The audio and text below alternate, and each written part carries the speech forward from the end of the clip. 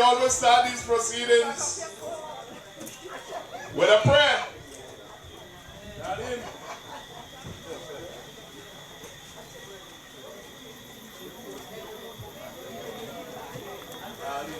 Let's welcome Darlene to the microphone as you bow your heads in prayer.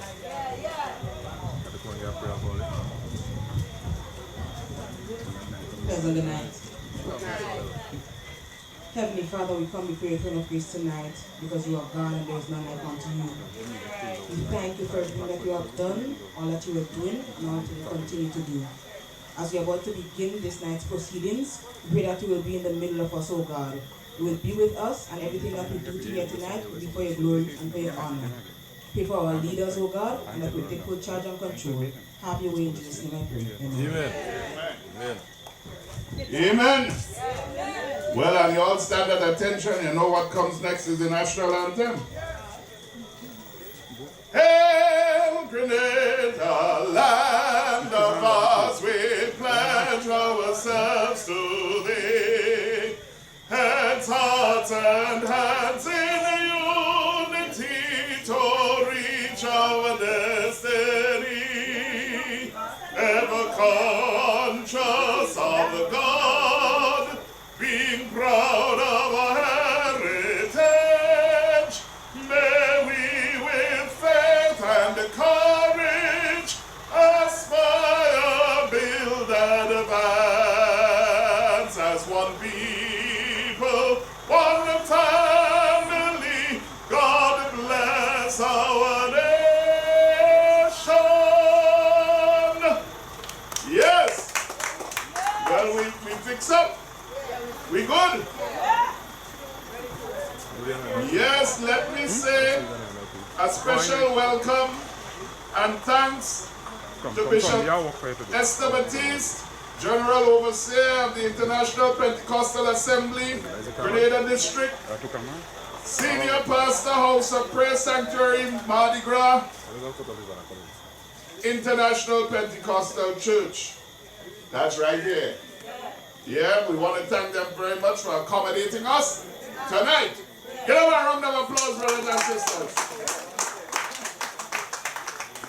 And brothers and sisters, we're going to kick off one time, you know. We're not sticking. We're moving right into the program. And as we all know, we will be having some visiting candidates. And we have one with us in the person of Brother Philip Tellisford. And we invite him to the microphone to say a few words this evening.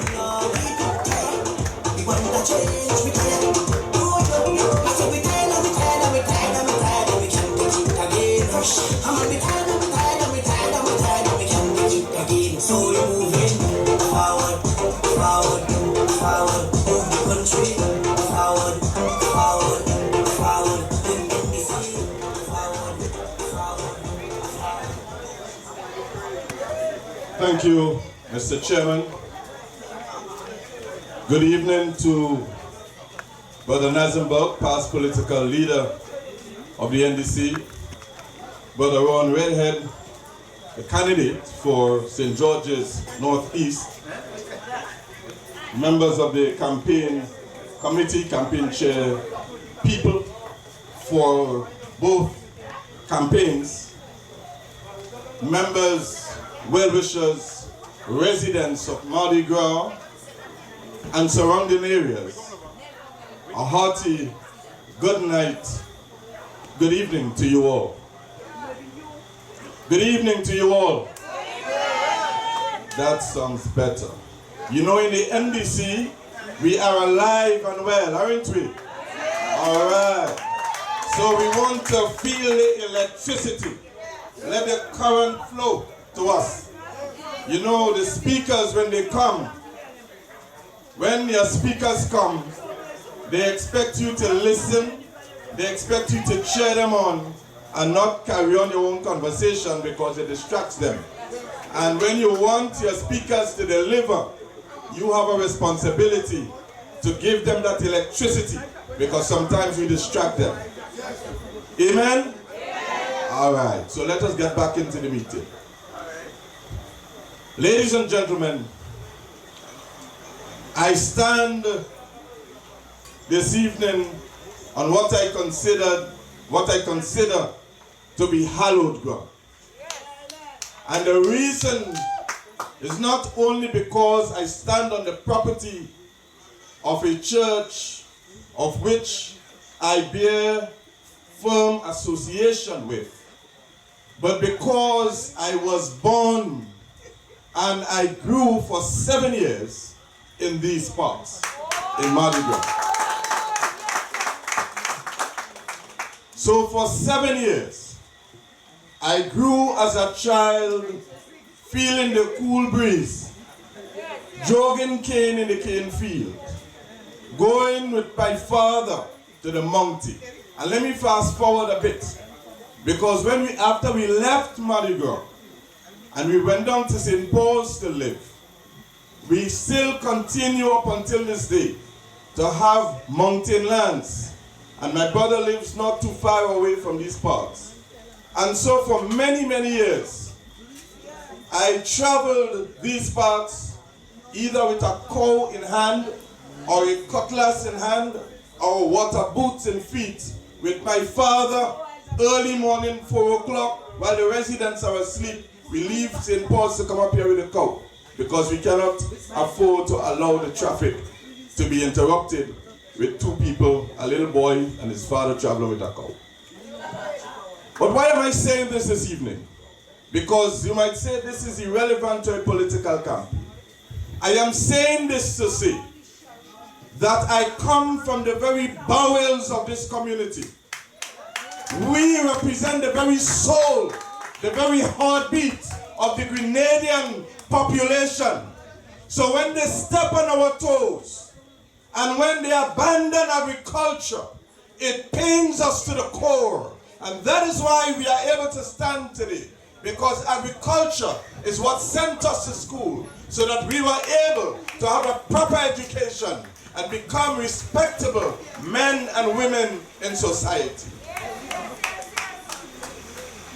Ladies and gentlemen, there is a story, which I will not let you in tonight because of time.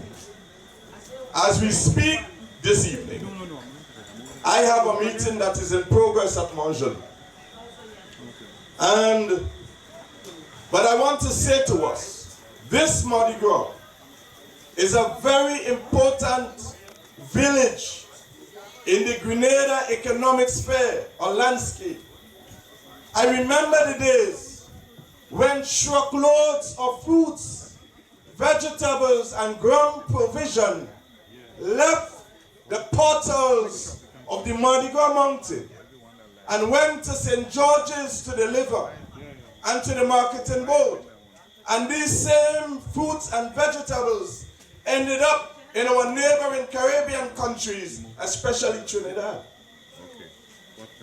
But today, as I speak to you, most of the lands in Madigras is abandoned on one hand, or has a house on the other hand. Because we never, as farmers, got the support. The farmers never got the support that we needed. But I say to us, this Madigras is right under granite tongue. So we were never out of rainfall. And this is part of the most fertile soil in Grenada. You see, I am very passionate about this. I stand here tonight as a member of the National Democratic Congress, as a candidate in these elections. And my main duty for being here is to support my brother Ron and to endorse my political leader, Comrade Peter Mitchell.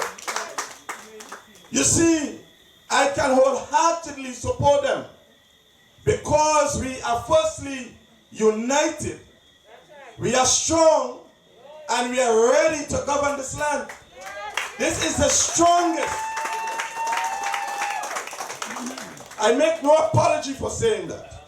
This is the strongest and the most united this National Democratic Congress has ever been in its entire history.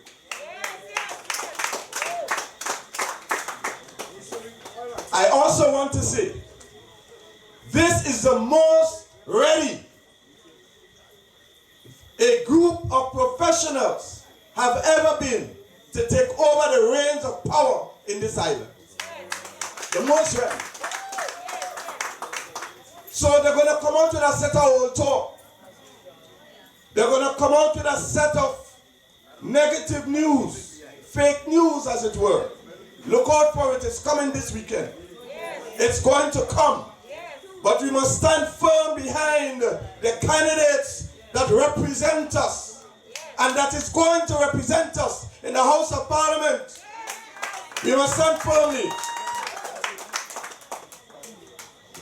You have a man in Rowan Redhead, a young, brilliant, articulate, honest son of the Grenadian soil. You understand me? This talent, ladies and gentlemen, if we allow it to go to waste, you see this young boy that stand up there, and you see these little children in our midst, they are going to hold us accountable for not voting for Rowan Redhead on election day. If Deacon Mitchell does not become the next Prime Minister of Grenada this 23rd June, these children are going to hold us guilty for doing what is not right. The moment is this. The time is at hand. I believe, and I stand here tonight to say, the kings of the lands are set up by Almighty God. They are called by God. And when we got 15-0 for 2 times in a row, I don't have the time to tell you why, but it was God's doing. It was God's doing. God, listen to me carefully. I'm not about to preach to you because I'm not even going to want to hear me preach. And I could preach. But God has chosen 15 young, intelligent, honest men, women, not so old, not too young, middle-aged, professionals and not too professional. Yeah? Male and female to govern this land. They have been carefully handpicked. They have been carefully handpicked. The moment is right, is ideal for the Grenadian takeoff. And if we squander this wonderful opportunity by not doing what is right, then we are going to miss out on the opportunity to rescue our land from dictators.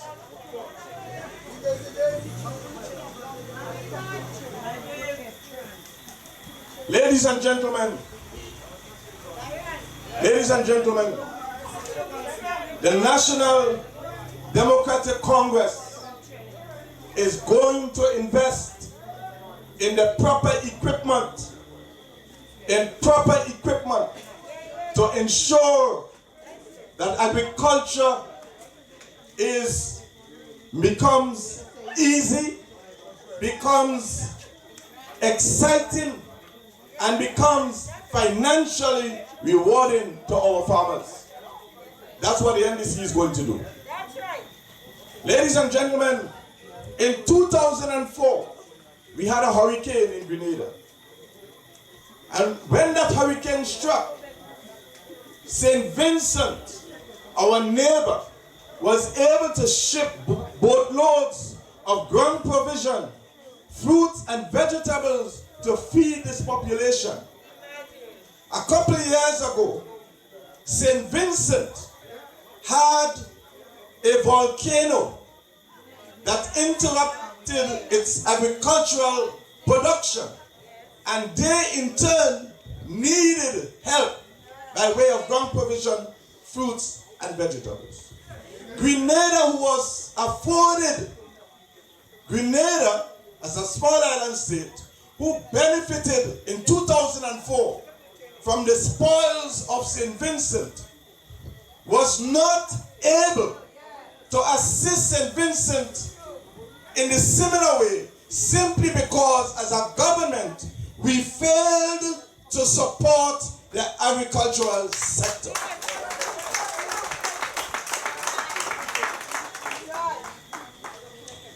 You see, because you cannot get up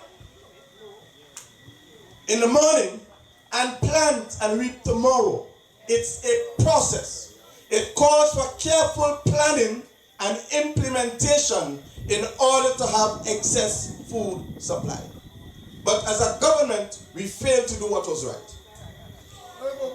Ladies and gentlemen, during the pandemic,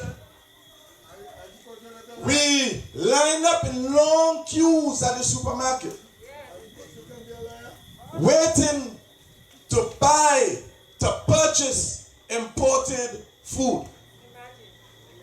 Because we feared that when the boats dock at the port, we do not know when the next boat is going to come to Grenada. And if those boats do not dock on our ports, it simply means that sooner or later we will starve to death.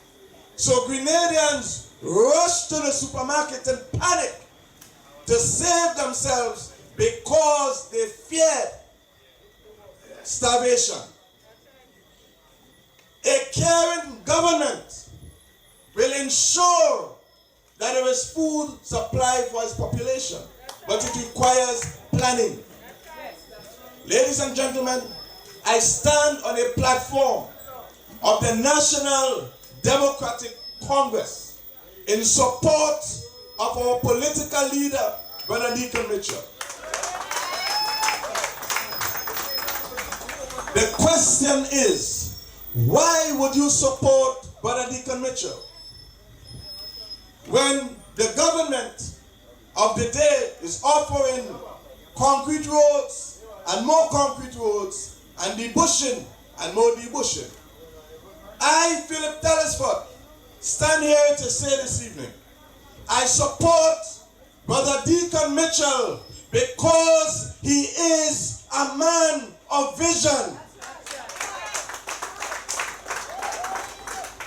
He is a man with a transformative agenda for our beloved country.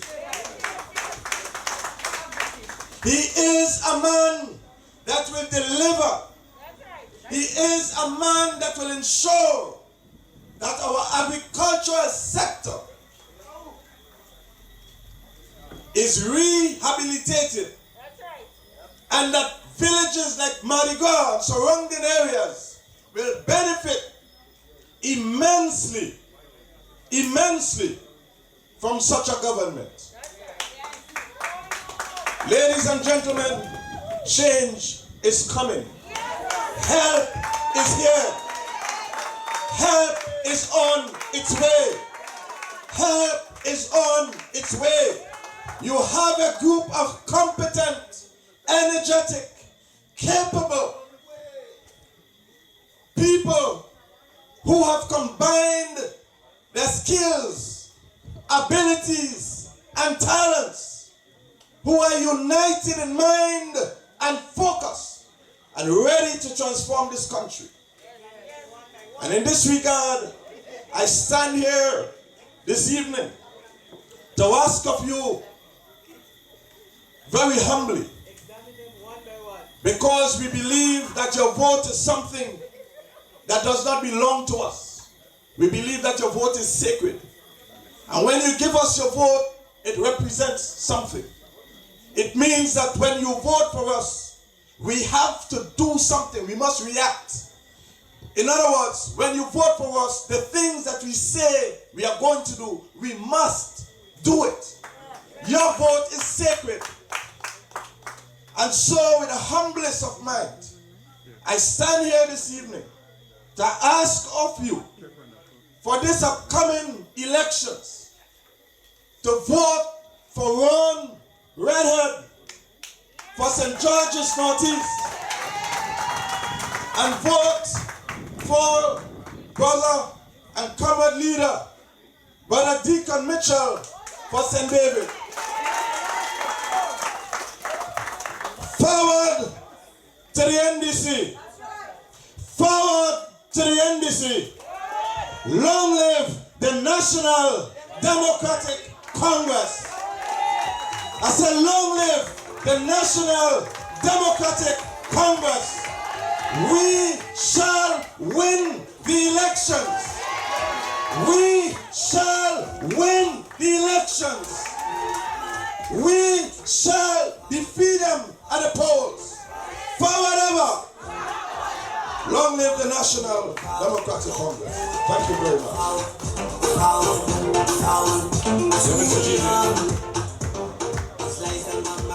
Mr. DJ, thank you. Ladies and gentlemen, good night. Somebody say new leader. Somebody say new prime minister. That's right, that is what we're going to get come the 23rd. All right, ladies and gentlemen, I'm looking here at a gentleman, Mr. Ron Redhead. Let's make some noise for Mr. Ron Redhead. Yeah, man.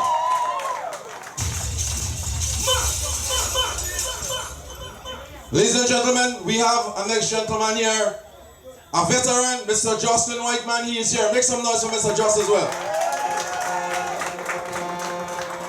Ladies and gentlemen, we do have a gentleman, Mr. Nazim Book. Make some noise for the man himself. Ladies and gentlemen, we do have the chairman of the St. David's branch. So make some noise for Miss Pascal as well. I want you to also make some noise for yourself because you've been transporting people, you've been supporting the National Democratic Congress. Make some noise for yourself. Somebody say new leader. Somebody say new prime minister. Yeah, man, you know time is a piece of eternity, yeah? And time is the greatest commodity we have. So we cannot afford for these guys to get back in power. We have to pray them out. Folks, this is very serious. This is very serious. I'm not a speaker tonight, but we have to keep on praying. People, keep on praying. I find all in making enough noise. I said, let's keep on praying. This thing is not simple. Folks, I'm very serious. We got to keep on praying. All right. Anyhow, we're going to go ahead. Ladies and gentlemen, we do have a gentleman here.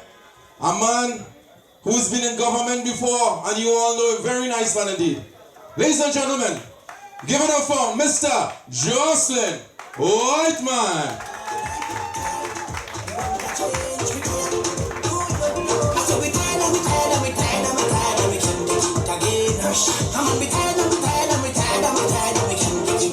So we're moving forward, forward, forward, move the country forward, forward, forward, in NDC, forward, forward, forward, oh we're moving forward, forward, forward, too long, it's like the mama died, too long, don't look at me sitting behind, too long, you ain't knowing the people cry, too long, all you did since 1995, all you do.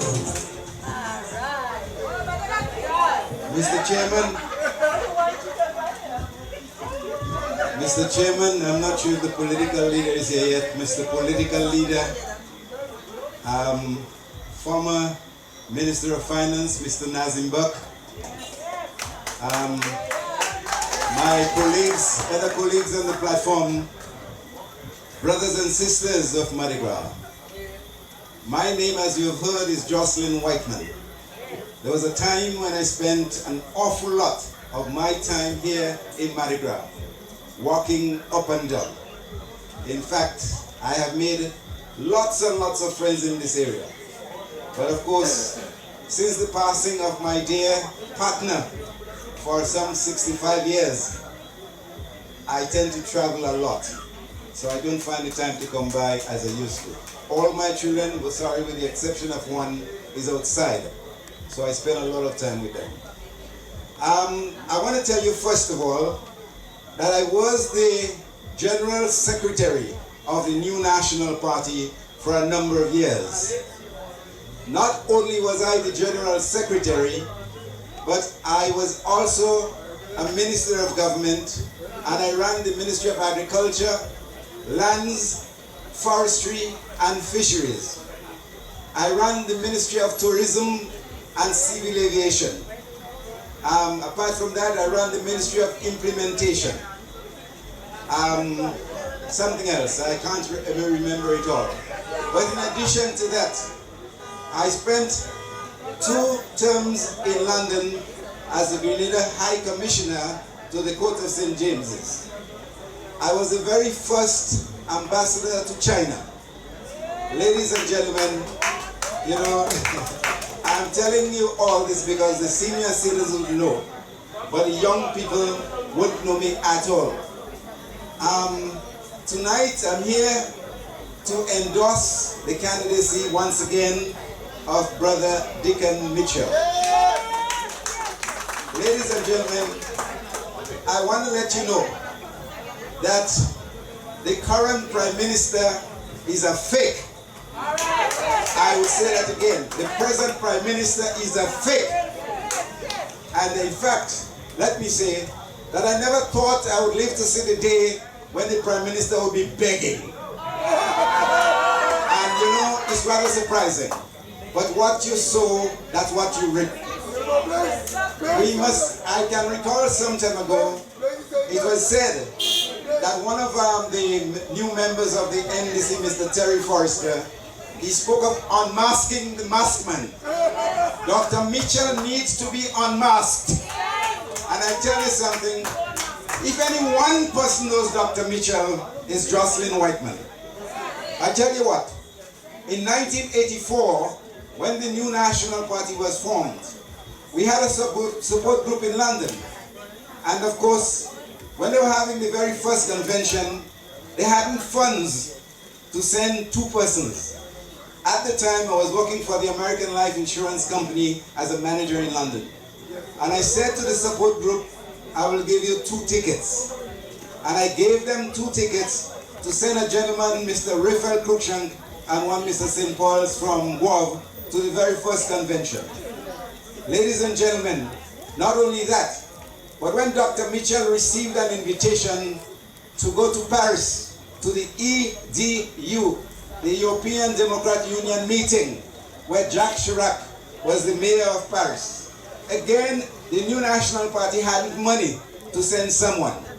I said, Dr. Mitchell, I will go with you at my own expense.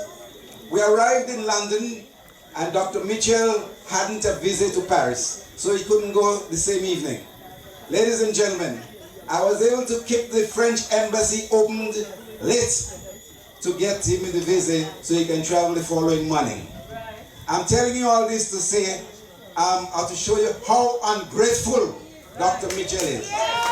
This, without doubt, is the most ungrateful fake I have met in my life. And my only regret is that I have stayed too long. I can go into other details because there's something occurred some time ago regarding Mr. Nazim Buck, who is here. And I wouldn't disclose it. I perhaps would disclose it to Mr. Nazim Buck later. Mr. Nazim Buck should be perhaps working today for the Commonwealth in London. But Dr. Mitchell put a block to that. I know all about it, but I kept it secret. But anything in the dark must come to light sometime. Ladies and gentlemen, don't be fooled by Dr. Mitchell. He's a fake. In 1984, after the revolution, Dr. Mitchell was hoping that they would make him what you call the ambassador based in Washington. They didn't. So Dr. Mitchell told friends, close friends, that he will come back to Grenada to teach Grenadians a lesson. That's right. Dr. Mitchell came back, he ran for office, he won. Could you recall we were doing roads and we hadn't material, we hadn't stones. And I think he got stones from St. Vincent. And that's how he got the name Minister Stone. Ladies and gentlemen, shortly after that we had the first NNP convention. And Dr. Mitchell decided he was not going to run for the leadership of the new National Party. While he was saying that, he was mobilizing people all throughout the country. And on the election day, Mr. Blaze sat there in his wheelchair at that school in Grenville, at SAS. And at the end of the day, when it was time for election, Dr. Mitchell declared his candidacy to be the leader of the party. He won the leadership. At that time, Mr. Blaze, he couldn't do the mobilizing. And Dr. Mitchell became the leader of the party. Ladies and gentlemen, Dr. Mitchell is all about Dr. Mitchell. He has not changed. He will never change. If Dr. Mitchell is playing cricket, he will only play if he is the captain. And I tell you something about Dr. Mitchell. When Dr. Mitchell leaves when he loses this election, I bet you he don't stay in Grenada. If he has to be in opposition, he will not stay in opposition. And let me say again, I never thought the day would come when I would see Dr. Mitchell beg. The last time Dr. Mitchell sent me to London in 2013, he said to me, Jocelyn, you know, it was a budget day.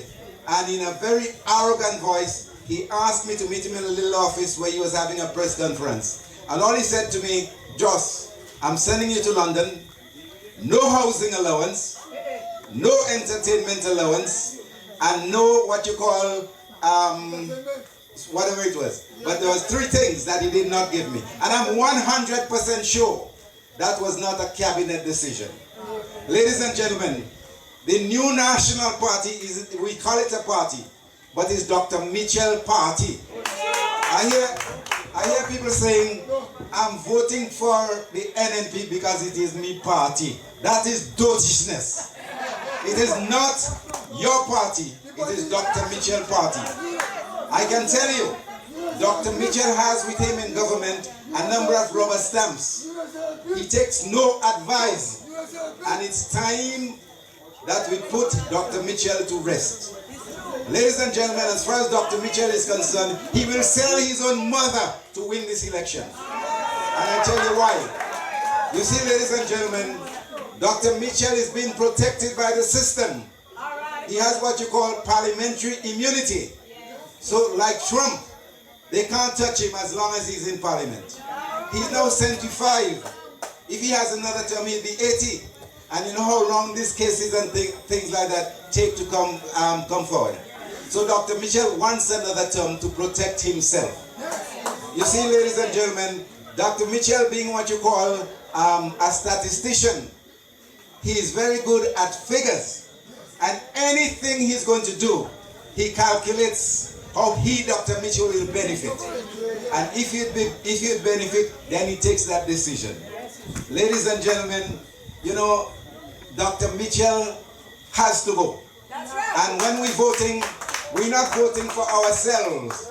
We're voting for our children and our children's children. How on earth a man could be leading a party for 25, 30 years and he doesn't have a deputy? Ladies and gentlemen, when Sir Gary died, what happened to his party? His party was buried with him. And as far as Dr. Mitchell is concerned, when he goes, his party will go with him. You see, ladies and gentlemen, it is time that we unmask Dr. Mitchell for what he is. I am on different radio stations. I was on Kellen Bob's show. You know, I'm going up and down the country. Tonight I should be in bed because I'm not well. But this country is too important. Ladies and gentlemen, let me tell you, I will die a happy man if I can see the back of Dr. Mitchell in the interest, and I say all this in the interest of the Grenadian and the Grenadian people. Ladies and gentlemen, I can go on all night, but I see we have a very large platform. Let me know where you are. Today I was up in Pomerose walking alone, campaigning. To go out. In fact, if Mr. Telesworth is here, I was going to travel with him to Manjulu where I live, and I was going to speak on his platform. Ladies and gentlemen, we have had enough of Dr. Mitchell and his party. So once again, I am here to endorse the candidacy of Dick and Mitchell, and we're winning 9 seats, maybe 10. Remember I said so, 9 seats. And it's possible we're going to win 10. So Dr. Mitchell is going to lead this country sooner or later. Ladies and gentlemen, it's a pleasure addressing you. Have a good evening. Thank you very much. Thank you, Brother Jocelyn Whiteman. All give him a round of applause. Watch.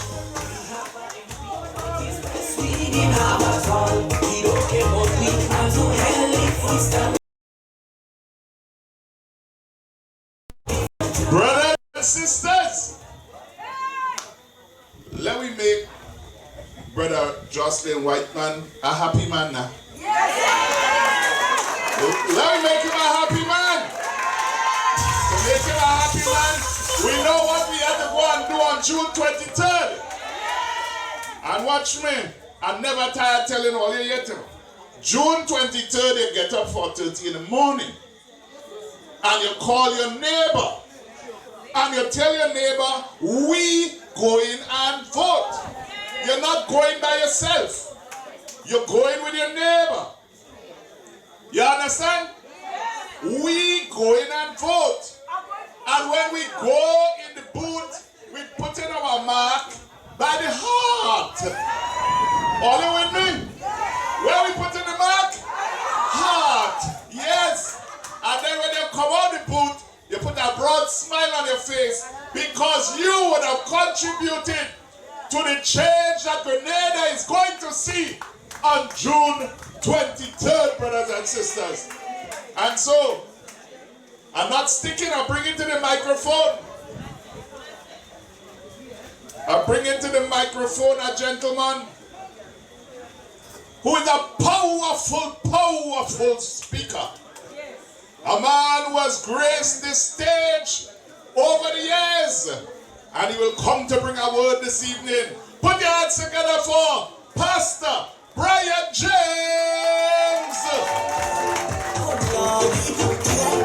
We want to change, we can. I said we can, and we can, and we can, and we can, and we can get it again. Come on, we can, and we can, and we can, and we can, and we can get it again. So we moving forward, forward, forward. Move the country forward, forward. Good evening, everyone. Thank you, Mr. Chairman. And please permit me to stand on the protocol that is already established and to greet the members sitting at the platform and to greet all of you this evening and to wish you well. I too stand this evening to endorse Brother Ron Redhead for the St. George's Northeast, and the political leader and next Prime Minister, Mr. Deacon Mitchell for St. David. These spots are well known to me, and I would have Philip Telesford know that I too am a Madigras man. We've lived in Madigras for many years, and as a little boy, all these parts were part of our terrain. I stand this evening to ask us to plan for change. I want to repeat that. I stand this evening to ask us to plan for change.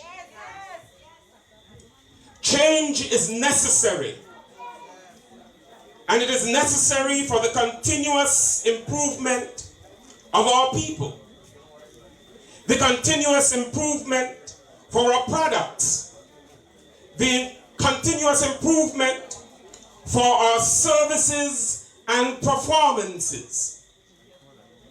We must change. Grenada must change. And change is inevitable. And Grenada will change come the 23rd of June. What are the reasons that I'm asking us to change this evening? I'm asking us that we need to consider change because of a stagnant and non-productive economy. We must change when there's a lack of improvement in our health services and our health delivery system. We must change, even after the experience that we've had with COVID. There needs to be change because of little provisions of empowerment opportunities and a scarcity of jobs in this country. We change because of all of the social issues that affect us, for which the government seems powerless, clueless, and inadequate to provide that which the country needs at this time. And therefore, we need to change. And the change that we have this evening is none other than the National Democratic Congress, led by Mr. Deacon Mitchell, with 15 experienced people ready to take the country forward. It amazes me that they speak about the NDC team as young and inexperienced. But if you would take Dr. Mitchell seriously and examine carefully the team of the National Democratic Congress, you would see that if you take them one by one, that the 4 youngest people in the National Democratic Congress is Kireen James, 24, Ron Redhead, 30, Tevin Andrews, and the Prime Minister to be, Deacon Mitchell, in his mid-40s. Every other one are in senior years, very experienced. If you take, for example, Mr. Lennox Andrews, a man who has worked in the Ministry of Finance for years, knows the inside out of the Ministry of Finance, knows what to do and how it operates. That person is not an inexperienced person. Look at Tessa Sincere, small but with a wealth of knowledge and experience.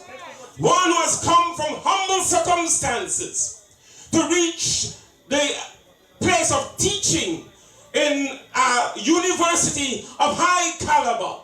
Tessa Sincere. You take Mr. Cornwall himself, full of education, full of experience. Ladies and gentlemen, do not be fooled. This National Democratic Congress team is well placed, experienced, and knowledgeable to take Grenada forward.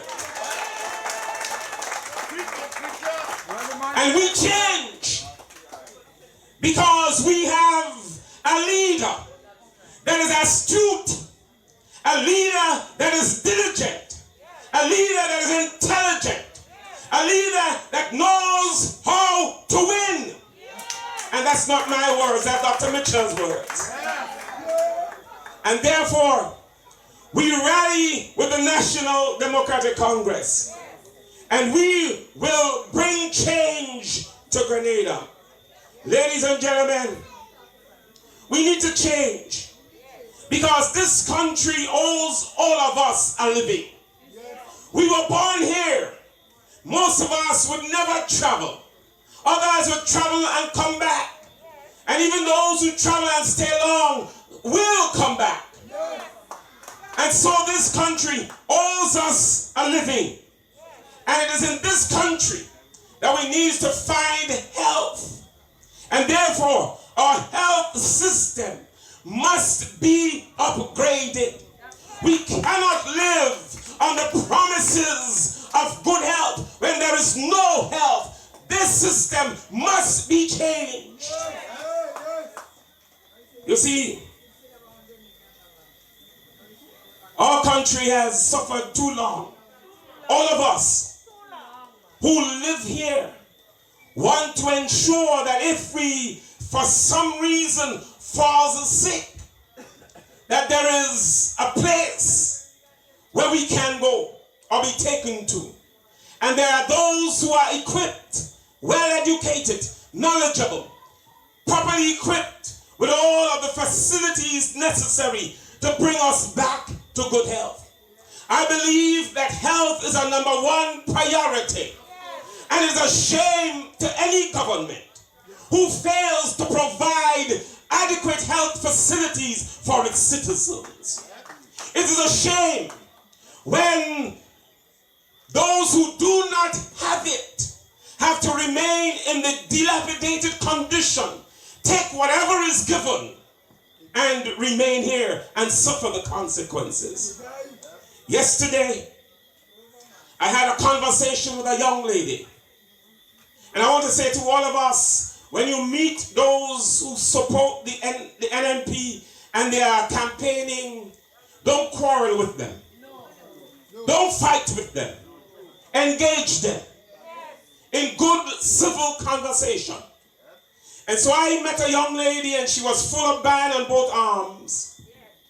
And I quietly pulled her aside and asked her, what is it you're offering me to vote for the NMP?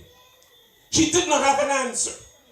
And so I proceeded to take the opportunity to ask her then, since she couldn't provide me an answer, to give her reasons why she must vote for the National Democratic Congress. And she said to me, you can't convince me, you know. It doesn't matter what you say, you can't convince me. I asked her, are you confident of the health care that we have? I said, and I want to be very clear on this, I am not making an issue of people's health. Things happen to all of us. When you get sick, I wish you well. I have lived and operated in the health service all my working life. So I understand some things about health. And I do not play with people's health. But I ask her an important question. If you, as a young supporter, standing in front of the stage in an NMP rally, suddenly finds that something is wrong with your eyes and had to travel to get medical attention, would you be able to do it? She knew where I was coming from. And she says, Mr. Joseph, I have money, so he go. But friends, this is an important issue. And this is why we must change.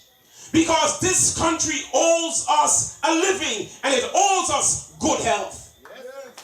And our health does not just start with the hospital. Our health starts with our eating. And our eating starts with our agriculture. And therefore, when we talk about health, we must talk about agriculture. We must talk about what we eat. And a healthy nation is a wealthy nation. If we are not satisfied with what we are getting for health, then we must change. But not only must we change because there is... Ladies and gentlemen, I'm told that our political leader is here. Let's put our hands together, please, and welcome the political leader, our brother Deacon Mitchell, and the next Prime Minister to be.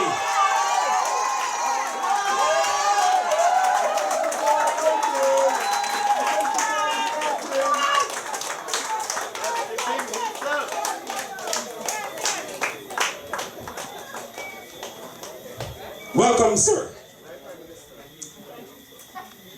So, ladies and gentlemen, there are just two more things that I want to say.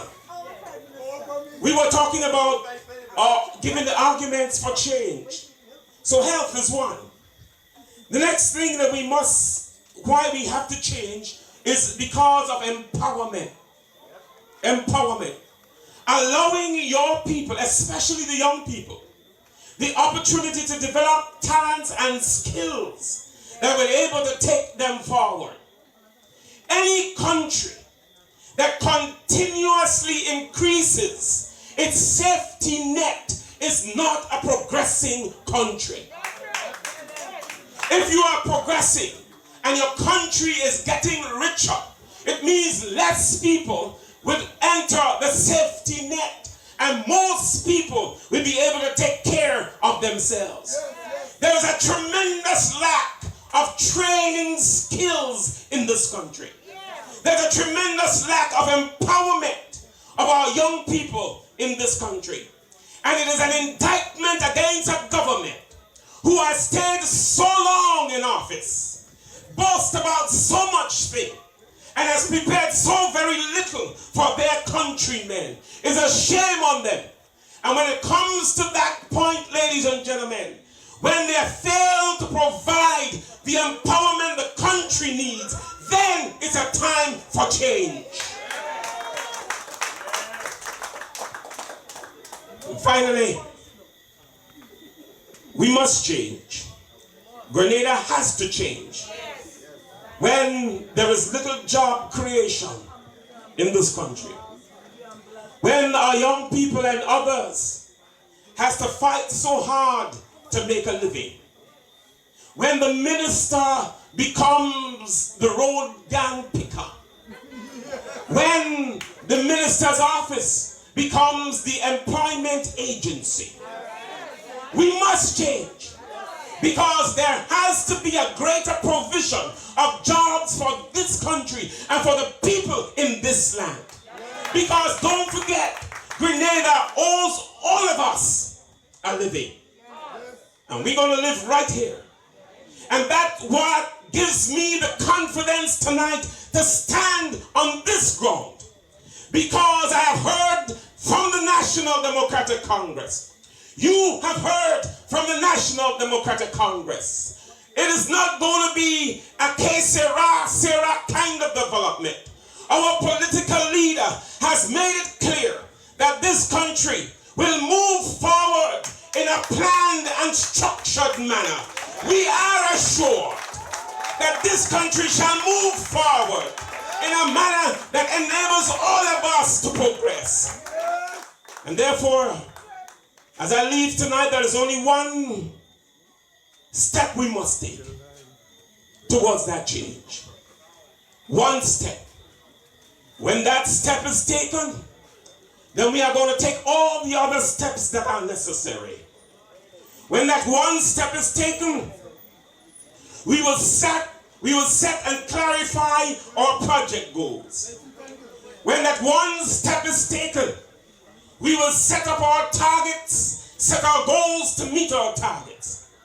When that one step is taken, we will establish our change management objectives. But there is one step between where we stand and change. And that step is to vote on June the 23rd. And to get everybody else to vote. That is the only step that stands between Grenada as it is now and the change that we desire. And so we will change because we will vote. And we will change because we will win. And we will change because Deacon is going to be the next Prime Minister. Forward with the NDC. Forward to a better time. Forward to progress. God bless you. Good night.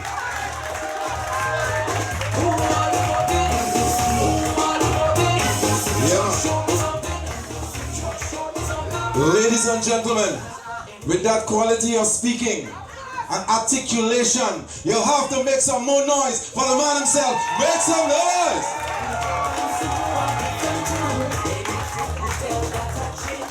Ladies and gentlemen, I want all to look at one person here.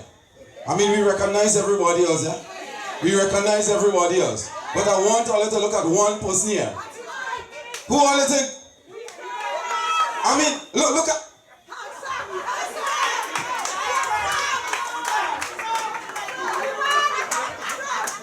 Mr. Deacon, you can stand up for us, please, sir.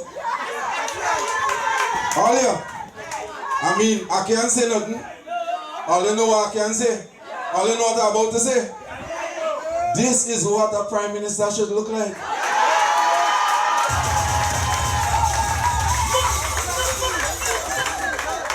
Ladies and gentlemen, it's very clear. Anyhow, we're going along smooth and nice.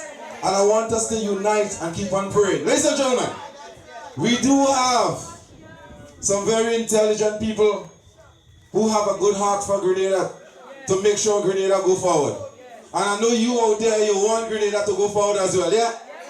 Could you imagine a place as Grenada, we importing seasoning?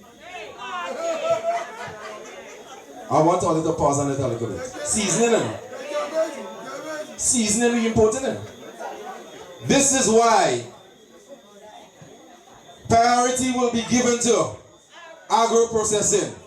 And come the 23rd, I know we have people in Grenada and we have farmers in Grenada who want to see agro-processing take place on a broader scale. And we have to eat better too. Anyhow, I'm not the speaker here, I'm just going to bring on the folks. Ladies and gentlemen, I want you guys to make some noise for a man who know a lot of things about politics in Grenada. All you know who I'm talking about? Who I'm talking about? Who I'm talking about? Mr. Nazim, I want you to stand up. I want the people to make some noise for you, Mr. Nazim.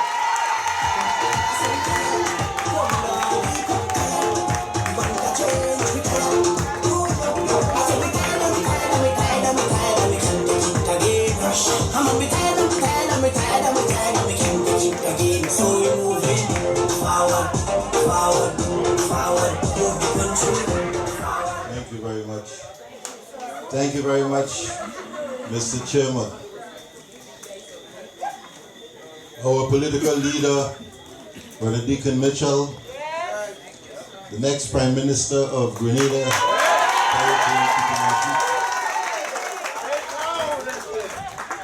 our candidate for the constituency of St. George, Northeast, my friend and brother, Ron Redhead, members of the executive of the party who were present, of both branches of the constituencies, sisters and brothers of St. David, and of course of St. George Northeast. I want to say how pleased I am to be here tonight, sharing the platform with these two distinguished gentlemen. Sisters and brothers, I tell you no secret when I say to you, our country is at a very important crossroad at this particular point in time. Those of us who are of age and understand what has happened in this country over the last 25 years, we must come to the unmistakable conclusion that if something does not change at this time, our country will fall over the precipice. As I look back on what has happened in this country over the last 25 years, it does not escape me, and it cannot escape me, that Dr. Keith Mitchell has been the leader of his party for 32 years, has been a member of parliament for 34 years, has been prime minister for 23 of the last 27 years in our country. If there is one person who truly had the opportunity to make a difference in our country, if there is one person who could have changed the quality of life for our people, it is Keith Mitchell. Think about it. No other person has had this opportunity to be there at the helm of government for so long and have failed so miserably to attack the challenges confronting our country. After all these years, sisters and brothers, our agriculture has been neglected. Nutmegs fell, cocoa fell, bananas fell. Dr. Mitchell has sat and watched the rural economy collapse. If you notice, banks always set up business where there is money. Banks are like flies following honey. Wherever there is money, the bank set up their business. So whenever you see a bank running away from a place, you know that there is no money there. And all of the banks have left Grenville. All of the banks have left St. Patrick because they realize there is no opportunity to make any money in these parishes. Our rural economy has collapsed completely. And Dr. Mitchell has not been able to put forward, after 25 years, any clear and concrete program for the rural development of our country. What has that done for us? All of the young people from St. Patrick and St. Andrew and St. David have to try to run into town to get a little something to do. And if they find something to do in town, the money that they're making, they can't pay transport to go back and forth. So they try to get a little shack somewhere in town. And our people therefore are forced to live in conditions that are beneath them. In some cases, without running water. In some cases, without toilet facilities. In some cases, you can stay inside the house and look outside. You can stay outside the house and look inside, even though all the windows and doors are supposed to be closed. Not only our agriculture has collapsed, but they have done nothing to take advantage of the things that are being produced naturally. We could have been processing our mangoes, we could have been processing our fruits, we could have been processing our vegetables. Nothing has been done about it. Even tourism, sisters and brothers, they have confined tourism to St. George's South. As though Grenada begins in the town of St. George and ends up by the Grand Anne's Post Office. They forget that every single one of the parishes in our country have artifacts and have gems that we can use for tourism and give the people some kind of livelihood in their own communities where they do not have to run around. Dr. Mitchell has supervised the health system in our country for the last 25 years. And we have sat and watched how that system has failed, how our nurses and our doctors have had to operate in total frustration and leave the country because they cannot find decent opportunities here in Grenada, even though they want to serve our country. We have watched our people, our young people, being completely disregarded and taken for granted and thrown in the Imani program, some of them for 13 and 14 years, without having any real opportunity to develop skill and to take advantage of some independent opportunity to live for themselves. We have watched, in other words, sisters and brothers, our country go to the dogs. And today, what do they say to us? They say, put the country in safer hands. Well, sisters and brothers, we don't want no safer hands. What we want is a safer future. We don't want no safer hands, we want a safer future.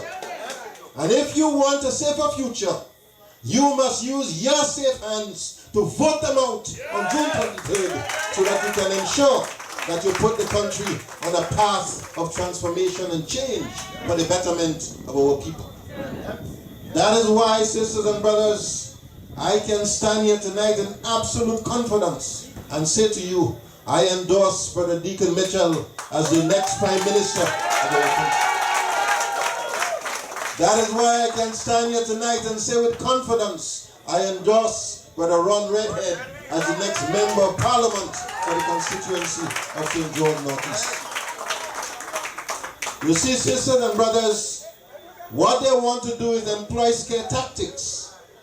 They want to scare you into voting again for the new National Party. They want to tell you that if you vote for the NDC in the upcoming election, you will find yourself without an experienced government, and these fellas young and they don't know what they're doing and so on. I want to say to you, sisters and brothers, don't be afraid of young people. Do not be afraid of the youth. Young people have the talent, they have the imagination, they have the creativity, they have the energy to make change work for the betterment of our country.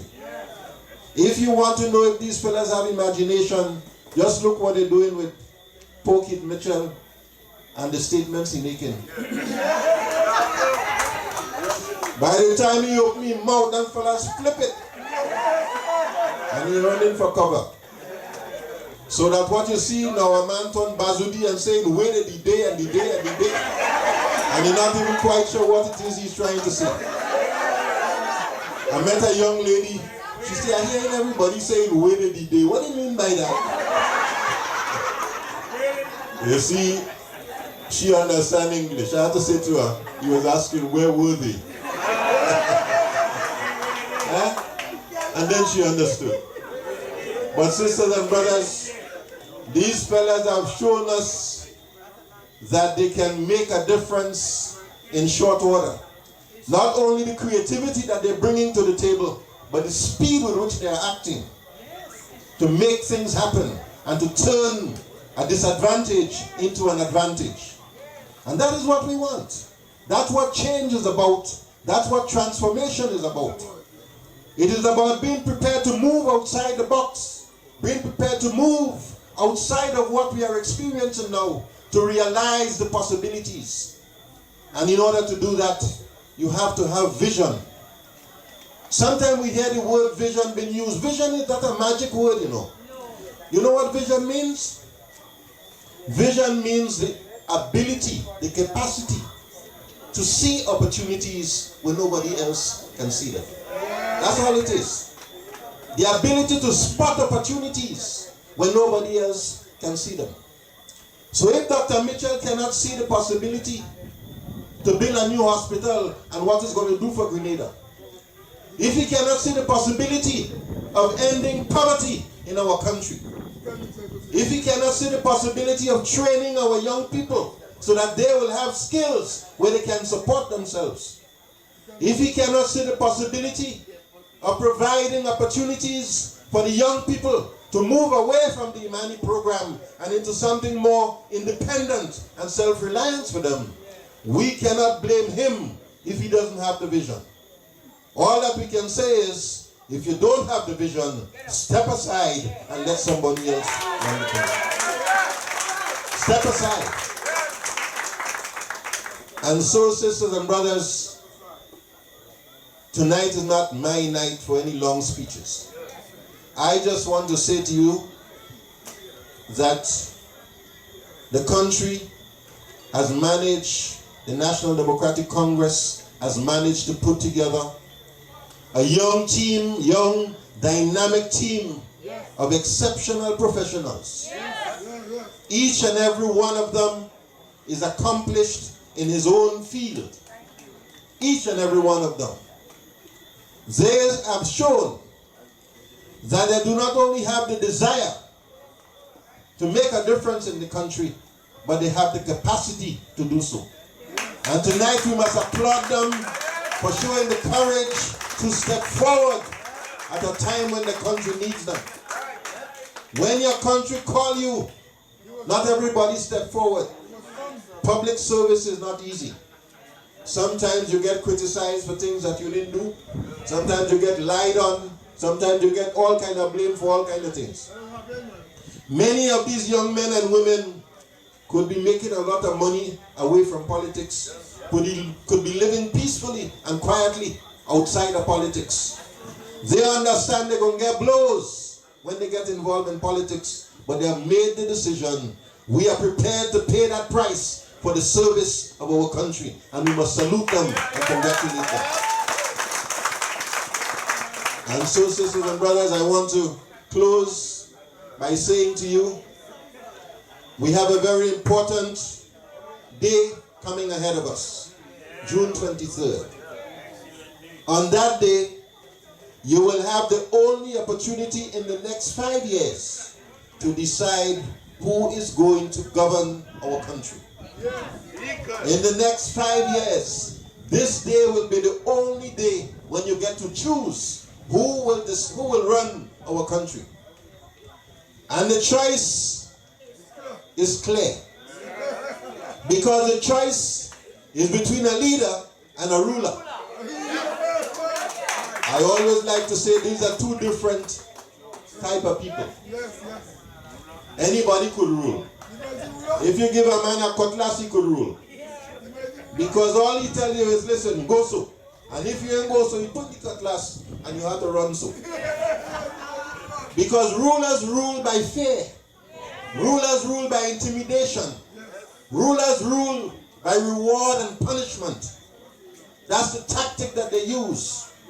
They try to reward those who they see as lackeys and punish those who are prepared to stand up for what is right. So rulers are fearful people. They are scared themselves. They are paranoid people. And we don't want no paro running our country. We want serious, diligent leaders. People who with vision, who understand the needs of our people, who are taking the time to understand what our health system needs, what our education system needs. How can we transform and advance the opportunities for tourism in our country? What can we do to provide better housing for our people? How will we ensure that our women and our children are safe from violence, domestically and on the streets? How do we provide for our elderly, those who have worked so hard to build our country and now are unable to care for themselves? How do we reward them and respect and acknowledge their contribution to our country? How do we raise the image of our country abroad so that when our Prime Minister travels, we are not ashamed that he's going to say something and embarrass us? It is very important, sisters and brothers, that we make sensible choices. I believe that most of you who are here tonight, understand that responsibility and will do what is right. But the people here are not sufficient to do what is needed. In order for us to succeed, we must get 30,000 people to vote for us on election day. We must get even more than that. I agree with you, Pan. We must get 35,000 people to vote for us on election day. So these numbers are not enough. And if we are going to get 35,000 people to vote for us, each and every one of us present here tonight must become a soldier to make that happen. Must mobilize and energize and reach out to all the people who you know is registered to vote and ensure that they exercise that franchise on the day itself. Every single one of them must come out and vote. Your brother, your sister, your aunt, your uncle, as long as you know that they are registered to vote, make sure that they come out to vote on election day. This is not about the size of the rally. We have had massive rallies in this country where people turn around and say, NDC win already. And then when elections come, 20% of the people don't show up to vote. What we want to ensure, sisters and brothers, is that every registered voter, and this is the message, every registered voter who you believe will vote for the National Democratic Congress, we must ensure that they come out and vote on election day. So each of us has a responsibility, and let us try to make it happen. Sisters and brothers, the task ahead of us is a long one. We still have another 8 to 10 days before the general elections. Don't take anything for granted. Do not become complacent. Do not lay back. The enemy is watching, and you're dealing with a man who don't play by any rules. So when you're in a boxing match and they say to you, do not punch below the belt. You're in a boxing match, they say don't punch below the belt. So you're trying to punch up here to stay with the rules. And meanwhile the man kicking you in your groin and looking to bite you. That's what Tyson did to them, you know. They're looking to bite you. So you have to be sure, sisters and brothers, that you don't take anything for granted. Be firm, be vigilant.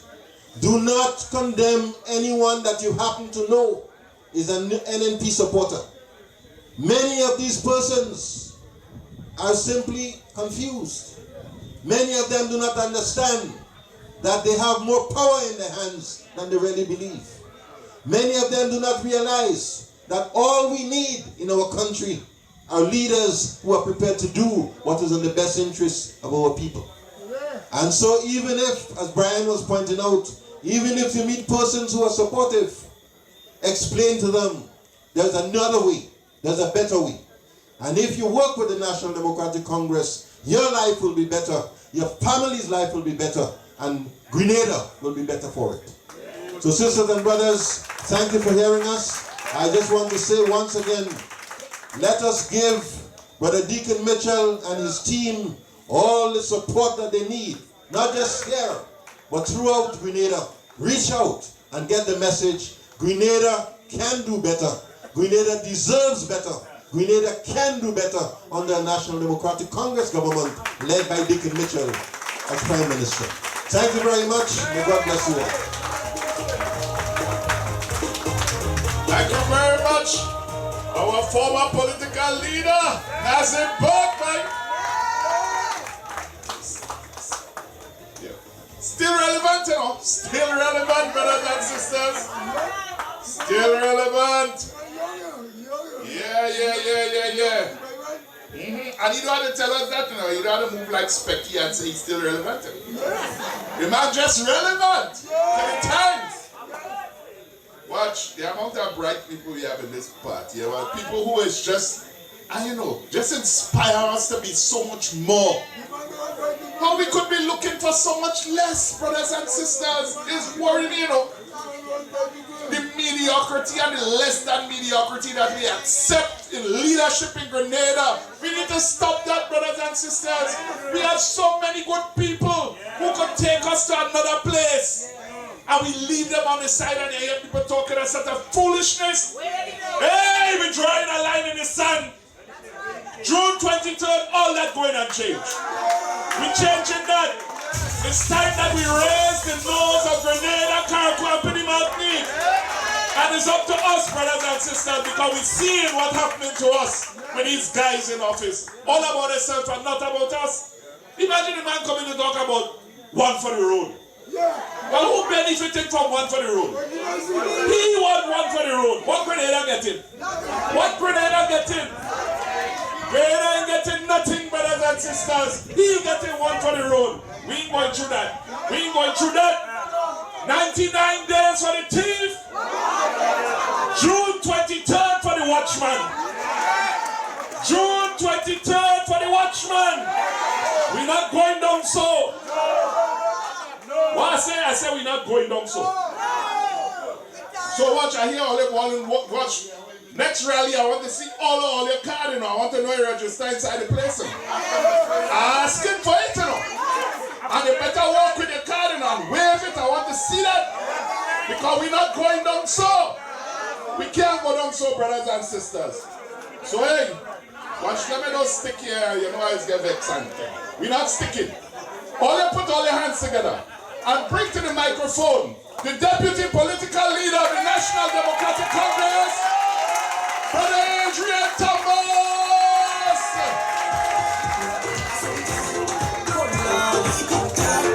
We want to change, we can. So we can, and we can, and we can, and we can, and we can do it again. And we can, and we can, and we can, and we can, and we can do it again. So we're moving forward, forward, forward. Move the country forward, forward, forward. With NDC, forward, forward. Thank you very much.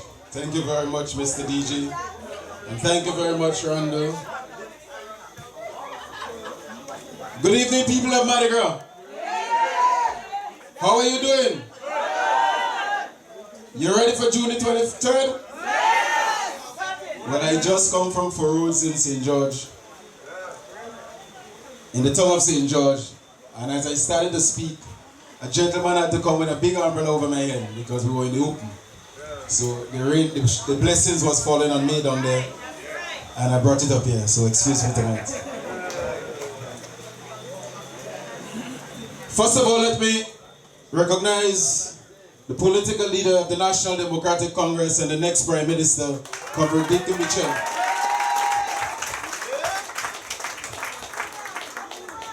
The former political leader and Minister of Finance, Comrade Nazim Buck. Former Senator, Brother Ron. Stand and take a bow, man. I had a nice meeting by him the other night. Young chap. Don't watch him so shoot him some muscles. Yeah, man. Let me also recognize Sister Pussle from the diaspora. And how can I dare forget my good friend, Brother Justin Whiteman. Former ambassador, former minister, former MP. It's a pleasure to have you on the National Democratic Platform. The chairperson of the St. David's Executive Branch, Sister Pascal. The mommy of our political leader, Mommy Mitchell. Stand and take a bow, let people see you. Lovely. Thanks. Thank you very much for your son. Brothers and sisters, comrades all.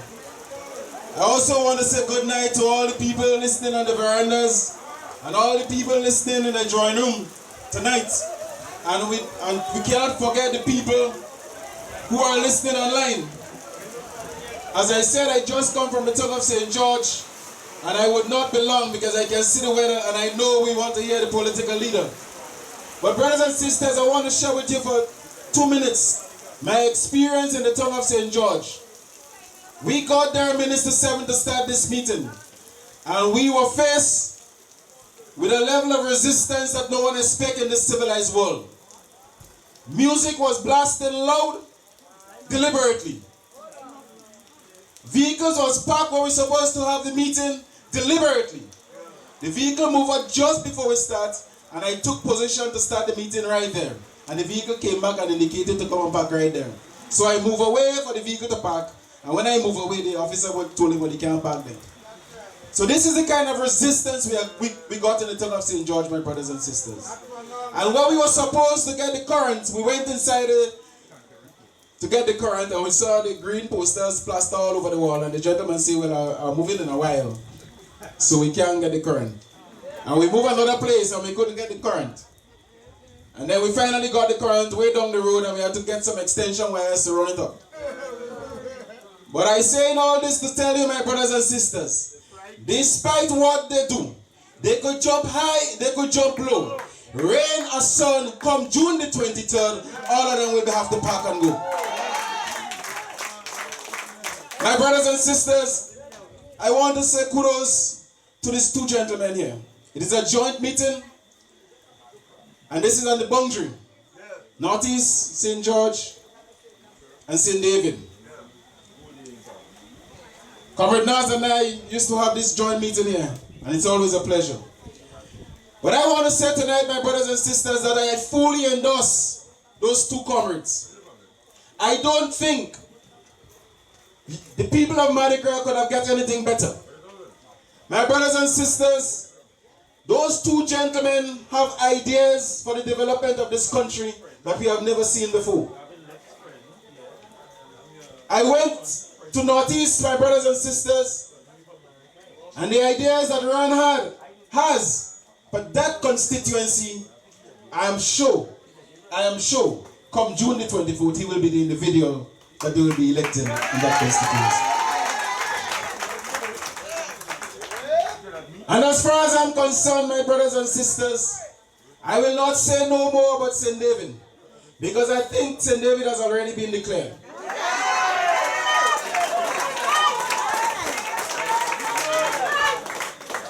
And if St. David's is leading, my brothers and sisters, and we're in boundary with Northeast, it's only fair that we rub up the strength that we have in St. David's so that Ron will be declared as a second constituency come June the 24th.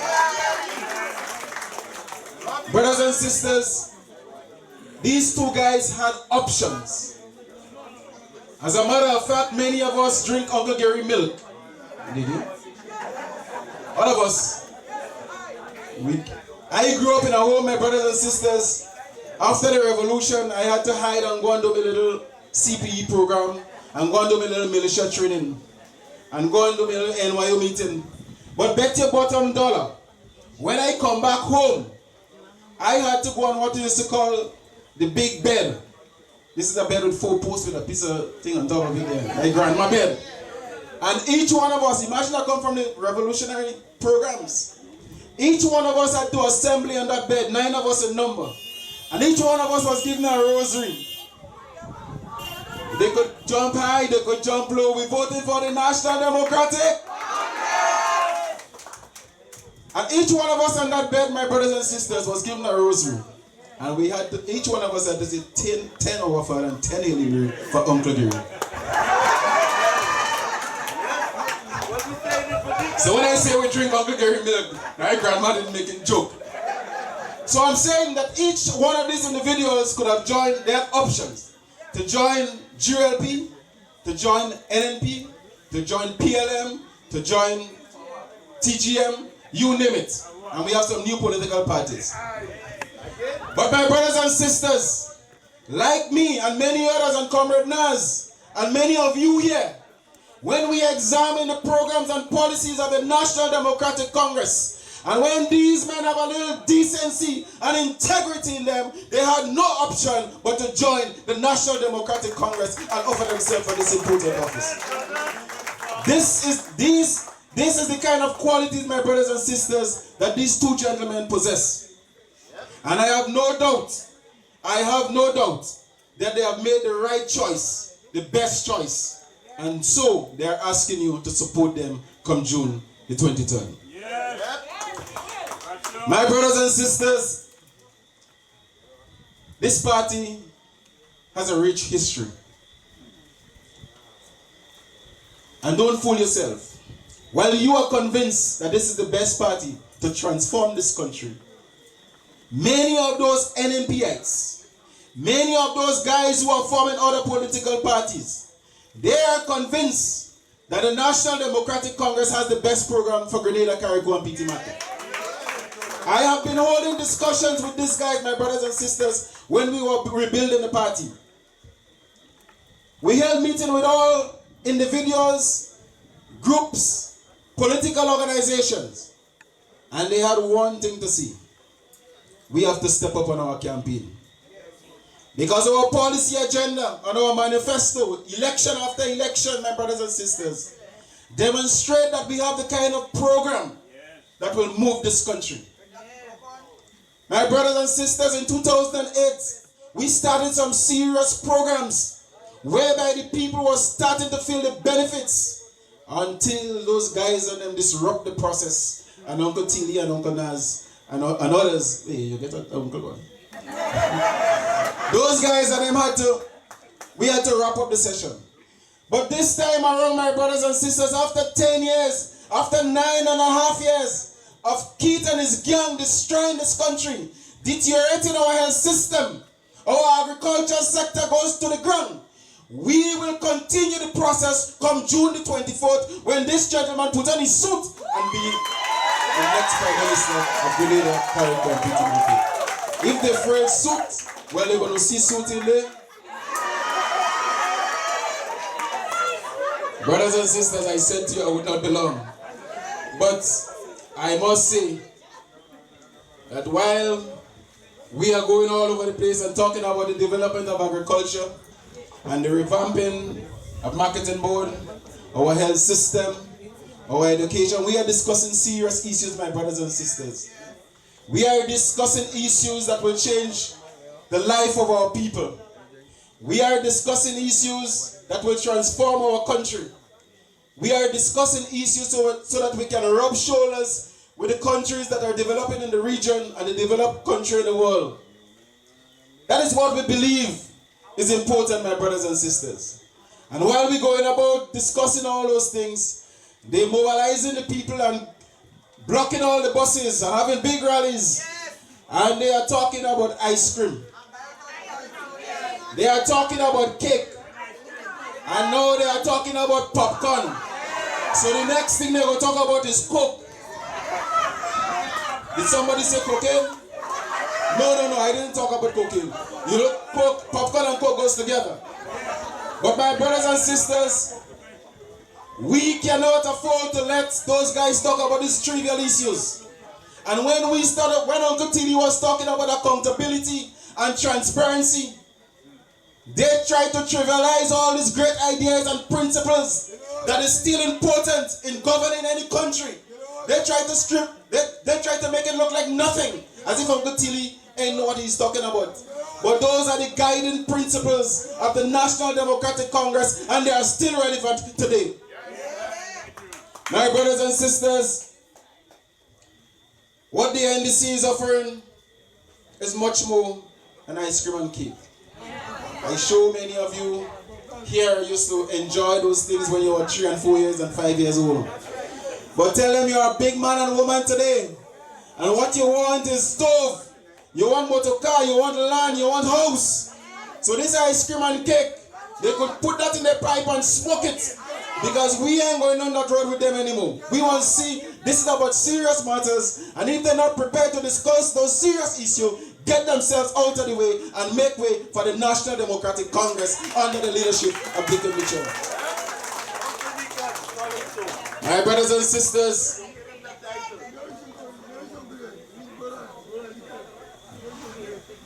the team that the National Democratic Congress is offering to you, I think it has the blessing of many reputable institutions in this country.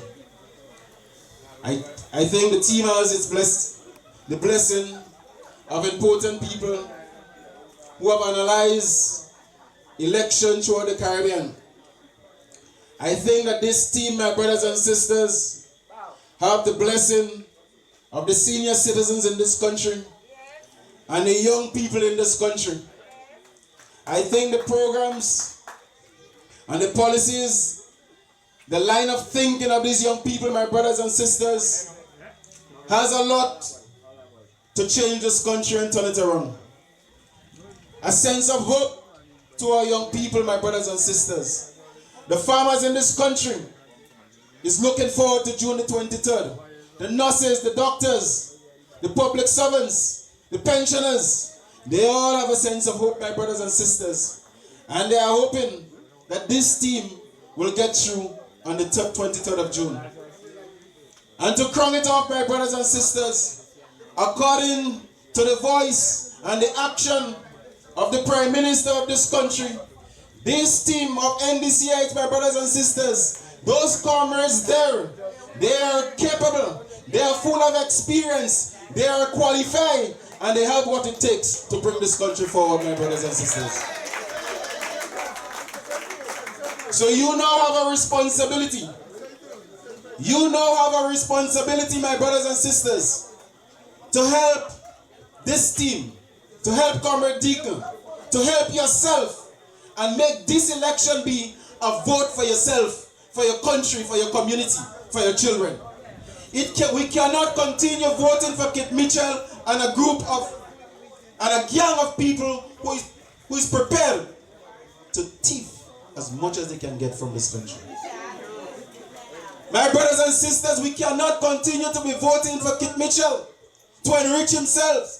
In the midst of poverty and poverty rising, my brothers and sisters, we have a number of millionaires developing within Kit and his gang. That's a reality. And therefore we must turn back that.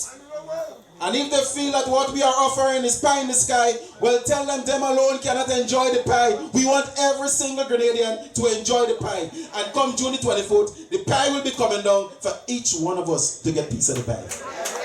My brothers and sisters, on June the 23rd, get up early. Make sure you put your ex by the heart. Go back home.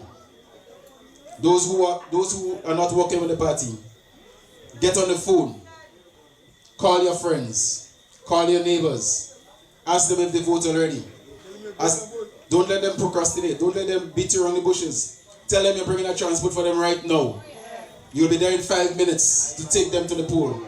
If we don't do that, my brothers and sisters, we will be beaten like how we were beaten in 2013 and 2018. So each one of you have a responsibility to make the phone call, go out and get the people to vote for the National Democratic Congress, vote for Dickie Mitchell, vote for Redhead, vote for the NDC, vote for change. I thank you very much. Long live the National Democratic Congress. Long live Comrade Dickie Mitchell. Forever! Forever! I thank you very much, my brothers and sisters. Thank you, brother deputy political leader. Watch, the weather don't want to play with us this evening, so we're not sticking here. We're moving straight into the next speaker. And so, but before I do that, I want to recognize the presence of the president of our women's arm, Sister Lang, came all the way from Carriacou. She is with us this weekend. So Sister Lang, Eileen Lang is in the back there. Yep, Eileen Lang, you can stand up and let the people see you. Yeah, give her a little wave. Nice.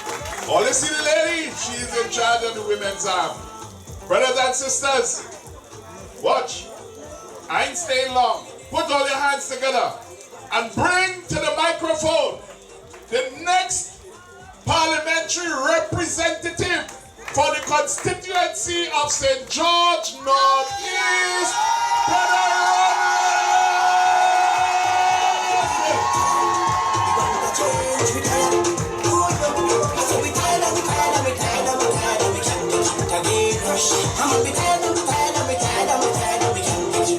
So we're moving forward, forward, forward, move the country forward, forward, forward.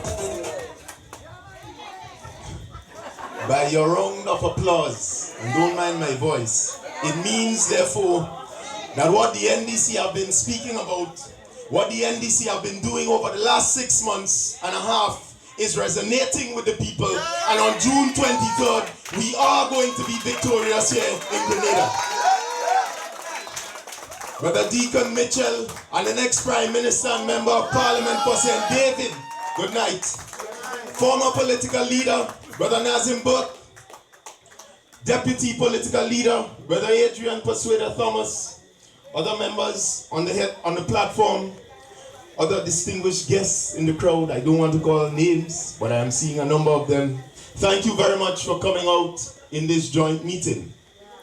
Despite the weather, sisters and brothers, we are here demonstrating what Grenada needs right now. Committed men and women who are interested in its development.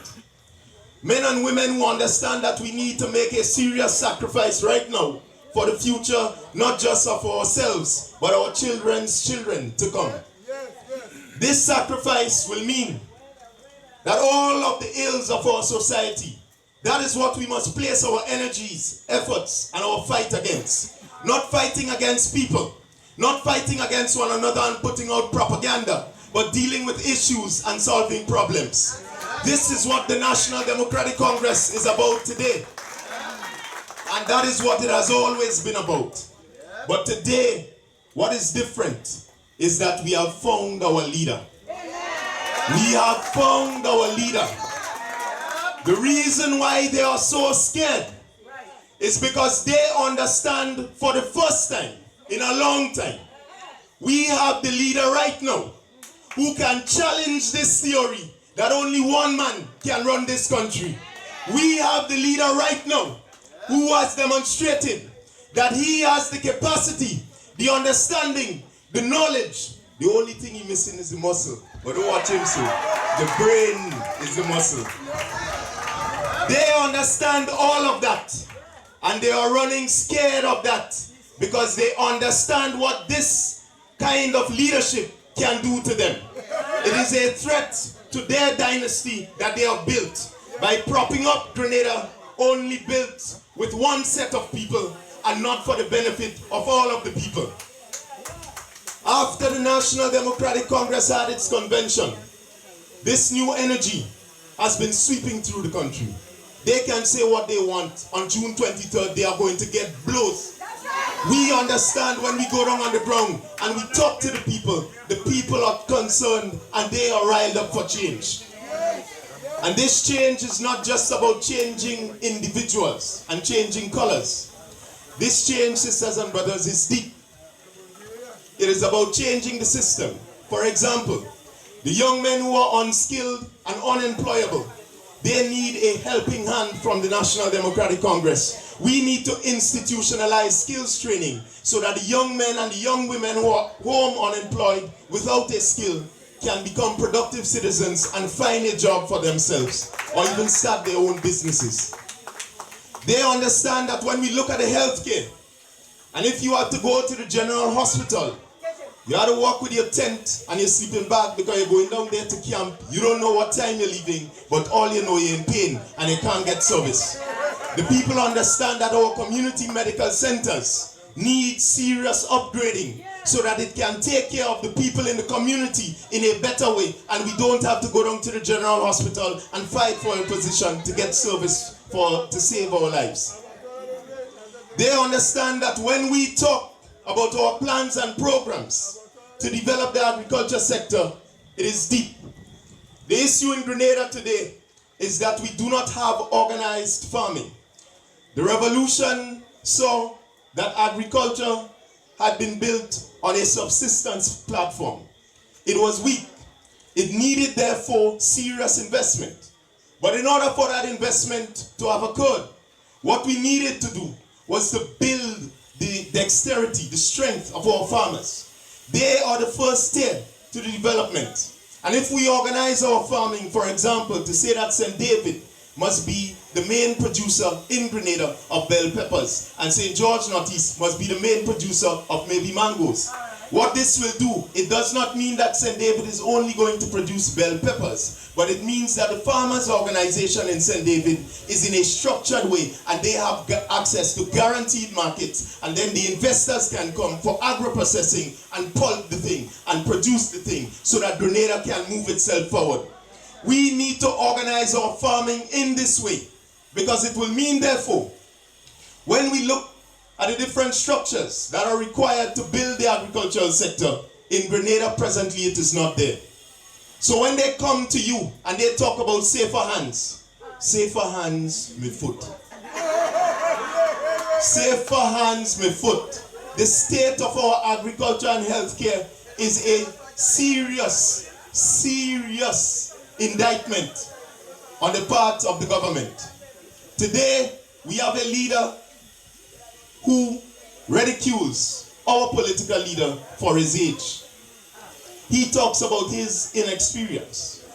But I want to tell you tonight that you can remain ever confident in Brother Deacon Mitchell. Brother Deacon Mitchell certainly can speak for himself, but I'll tell you my experience thus far and how I see him. When the decision came about, or rather, the opening came about for a leader to run and contest our convention, we had three options. And this is not to say the options were any less. But when we looked at the three options and we observed how they carried themselves, I want to say to you that even before we went to the convention, Deacon had won already. He did the work, sisters and brothers. He was in the trenches. He was talking to people. And even though they say just come, he was there long enough to know that the NDC needed change, and by extension, Grenada, Carriacou, and Petit Martinique needed change. His vision has been able to improve the National Democratic Congress's interest and its popularity throughout the country. And we must make no bones about that. This is a leader, therefore, we must protect his image. Because in the last few weeks, they are going to be coming with numbers of propaganda and messages. You are seeing some of the information that has been circulating out there. They are attempting to make all kind of mischief, but we ain't studying that. So when they say where they, we have to say, where is the debate? That is what we want. We want a debate with our leaders. Let us put on the table what our vision is, and let us see and exchange to understand and compare rather, to understand what their vision is for the country. If they have been in office so long and they can't show what they have done, but is now talking about what they can do, we have to judge them on the experience that we had with them. When they say that NDC had bad experience, I'm sorry, when they say that we don't have experience, the experience we have with the new National Party is bad experience. So they need to take that and go away with it. They have a Jamaican member of parliament down here now saying all kinds of things about who is better to run country and who is well liked. Well, I don't know if she come. Well, she just come, so maybe that is the reason. Right? Because she doesn't understand, sisters and brothers, that the people are fed up. She doesn't understand that the people are tired. She doesn't understand that Grenada needs to move forward. So we need to send a clear message to those who are continuing to prop up the new National Party, those who are continuing to promote that kind of oppression, that we have had enough of that. And on June 23rd, we are going to set the record straight.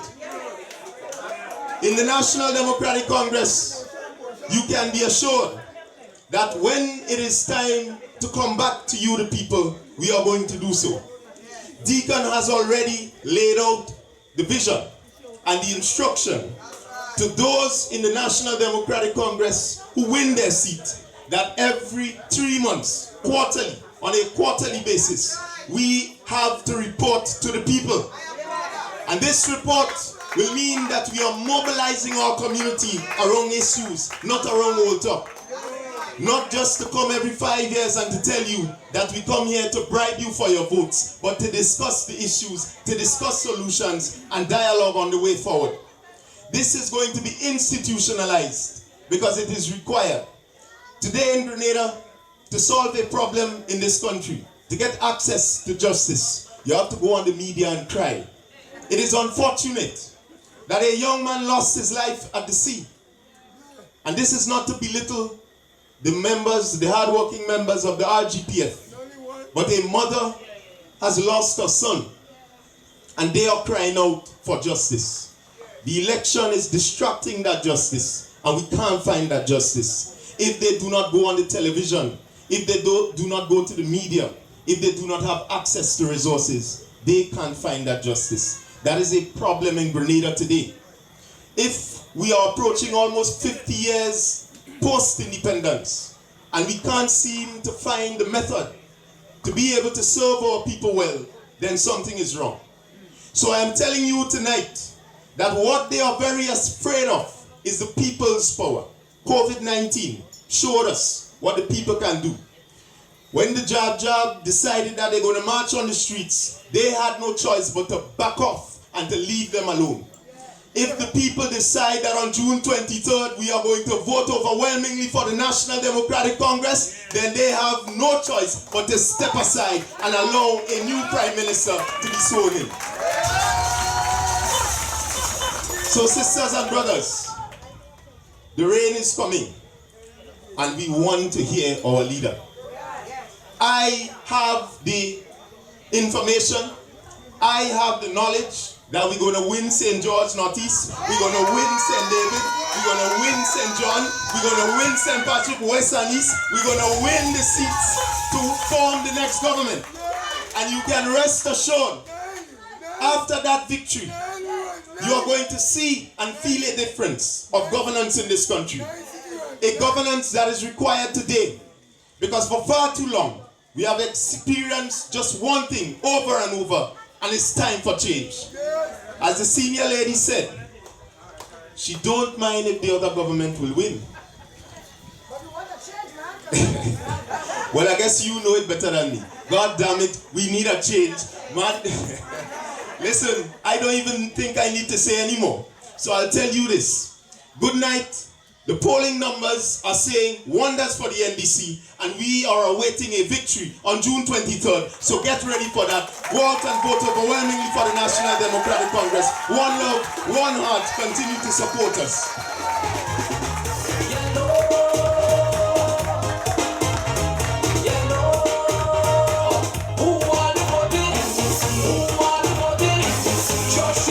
Yeah, man. Somebody say yellow, yellow. Somebody say new Prime Minister. Somebody say deacon, deacon, deacon, deacon. Let me hear you say deacon, deacon, deacon, deacon. Alright, we having a nice time, right? Ladies and gentlemen, we have an entertainer on the inside, right? So he's gonna come and do his thing. He's here. He traveled all the way from St. David's. Ladies and gentlemen, his name is the Hammer. Make some noise for Hammer!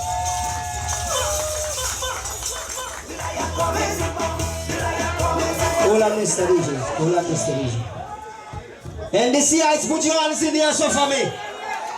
Are you ready to go and vote? Are you ready? Anybody love Mr. Deacon inside here? Say yeah, yeah! Drop the tune for me fast. The lion coming. Take a jump, take a jump, take a jump. Hands in the air. Hands in the air. Rocks in the air for. Rocks in the air for the can. Rocks in the air. Flags in the air for the can. Well, they say, iron to cut iron. They say, it's still to cut steel. Well, so, we bring a young lion to throw the old one over the hill. When people complaining, get tired, get hell. So we bring a Michelle to cut a Michelle. And you see, we put it in the Michelle. How we put it? Go! Hold on. I find me kind of cold inside Madigras tonight. I mean, the breeze blowing cold is true. I'm kind of cold, it's mountainous, you know what I mean? But at the same time, listen to me. At the same time, I want to hear everybody singing. We put in Dick and Mitchell, right? So when that part reach, we singing. Jump it back for me fast, Mr. DJ. The lion coming. The lion coming. Look, the lion coming. Hands in the air for the. Hands in the air. Hands in the air for the. Hands in the air. Rocks in the air for the. Flags in the air for the. Well, they say, iron to cut iron. They say, it's still to cut steel. Well, so, we bring a young lion to throw the old one over the hill. Well, people complaining, the tire gets hell. So we bring a Michelle to move for Michelle. We put it in the Michelle. Who we put it? Who we put it? Who we put it? Cargo processing, teachers supporting, take pension coming. You don't want to wake up and hit not next shell. And the way more food, we can be chill. Listen, when they say this lion won't be long, they say his battle is green. So we bring in young Simba to chase the old one in speed. Everybody saying we under his spell. So we bring out the gel to move. And you sing again. We put it. Who we put it? Who we put it? Who we put it? And let me see some hands in the air. Hands in the air. Hands in the air. Rocks in the air. Flags in the air. And this country sell. And you will more sports. They can be jail. Hands in the air. Put him up. Put him up. Put him up. Put him up. Put him up. Put him up. Hold on. Leave it. Just stick it. Hold on. Just stick it there for me. Listen, this song we bring in the Prime Minister, right? This song will be bringing in the Prime Minister. He is coming after this song. I want to see everybody give him a warm welcome. So when I say hands in the air for Deacon, we don't stick it. Hands in the air, drop it back fast. Put him up. Put him up. For Deacon, flags in the air. Hands in the air for. And then we're going left. We're going right. We're going left. We're going right. We're going left. We're going right. Left. Right. Hey!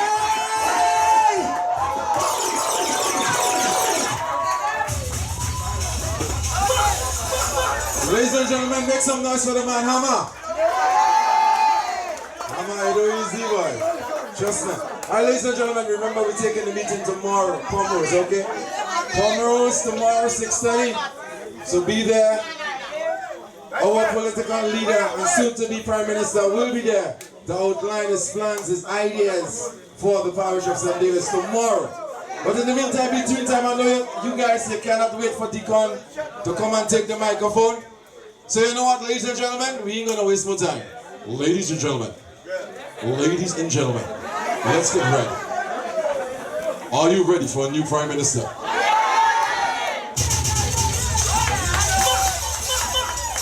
Are you ready for transformation? Grenadians, are you ready to take Grenada forward? Are you ready to get rid of the man that is drinking on the job? I catch all you. The man say he want one for the road. Why do you think our health system is in shambles? Because the man drinking on the job. Ladies and gentlemen, I'll be honest with you, I get up about after 3 in the morning, 2 mornings ago, and I wrote a song. So I'll tell you all of that, right? And that's the concept. Ladies and gentlemen, I want to introduce to you a person that would not drink on the job. Hold on, man, hold on. I want to bring him on in style. Remember, this is not just any and anybody. This is the future of Grenada. So I have to bring on the man in some style. So ladies and gentlemen, Madigras, Grenada, make some noise for the next Prime Minister of Grenada. Let's get your love when I get. Young, intelligent, full of vibes. The best picture love we like it. Digging mention won't tell you no lie. We have the best picture love we like it. Young, intelligent, full of vibes. The best picture love we like it. Thank you, DJ. Thank you, DJ. Thank you. Good evening to the wonderful folks here in Madigras. Good evening to St. George, Northeast. And good evening to the parish from the east.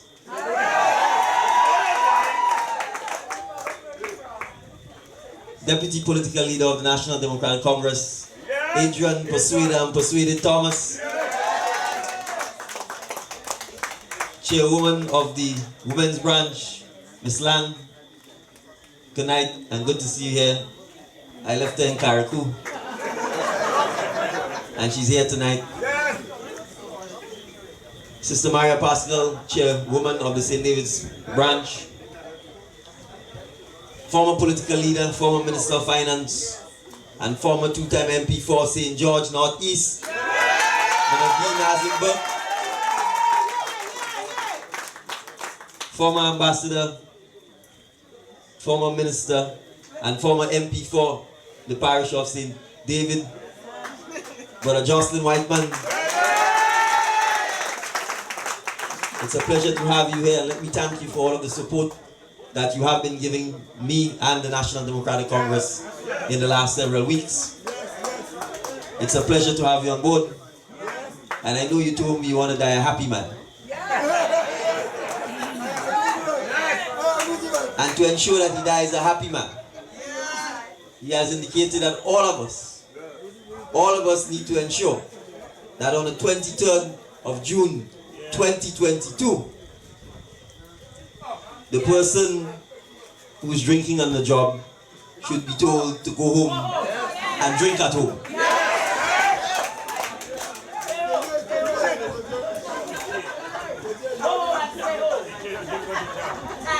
My brother from St. George, Northeast. And the next member of parliament for St. George, Northeast.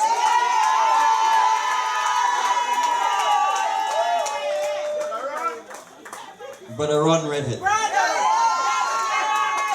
It's a pleasure to share this joint meeting with you.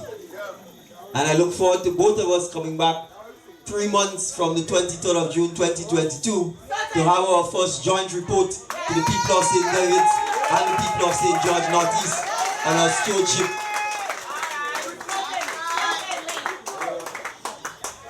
I want to say a special good night to the young men and women who are here with us tonight and who are listening to us via live.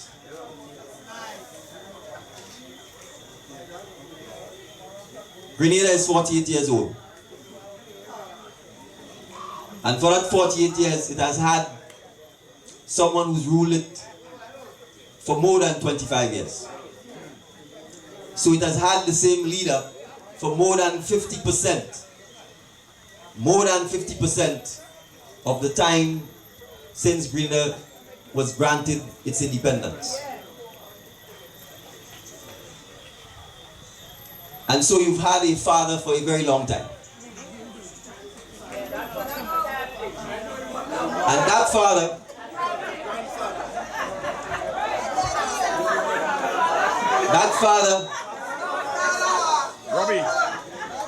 has told the nation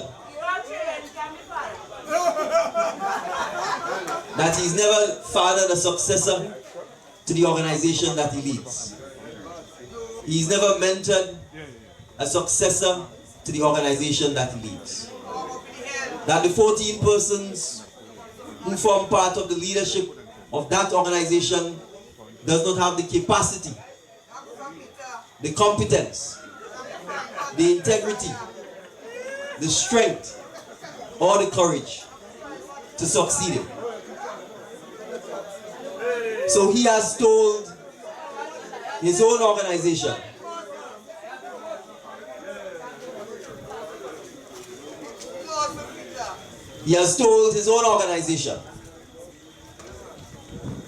that they are not the future. He has told the nation of Grenada that the other 14 persons who make up the leadership of his organization does not have the capacity to take Grenada forward. He has turned around and told the nation that when you look at the National Democratic Congress, it has a team of experienced, competent, and capable people who are ready to take Grenada forward.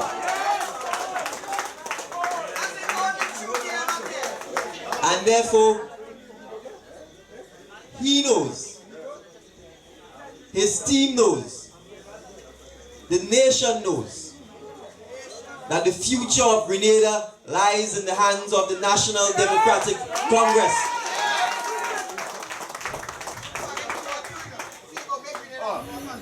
And therefore, for young men and women in particular, we have been endorsed by our current leader, whose expiry date is the 23rd of June 2022. That the National Democratic Congress is the train that you need to come and get on board. It is the train that you need to sit on. It is the train that you need to stand on to make sure that when the train takes off on the 24th of June 2022, you can say that you were part of the process. You were part of the process that began the transformation of Grenada for the next 50 years. So for those of you who are braving the weather and enjoying the fete in St. Patrick, I want you to say to them, thank you for that fete. Thank you for that celebration. Thank you for providing us with the entertainment. We will enjoy ourselves. And after the enjoyment, we will get down to serious business. And come the 23rd of June 2022, we will ensure that we are part of the change process that will allow us to say that after 10 years of leadership by the National Democratic Congress, we would have begun the process of ensuring that there are functioning, effective, and successful agro-processing plants throughout the length and breadth of Grenada. That after 10 years of an NDC government, we will have our fish processing plants in Guave, in Grand Mall, in Soubise, so that our fishermen don't only have to export fresh fish, but that they can preserve and process the fish in Grenada and ensure that we create more employment, we create more opportunities, we keep the money in Grenada, and we can ensure that we can be proud and say loudly that we are no longer importing saltfish from China. That we are producing our own saltfish in Grenada. And that the national dish oil dung will not have no imported ingredient, but local salt fish.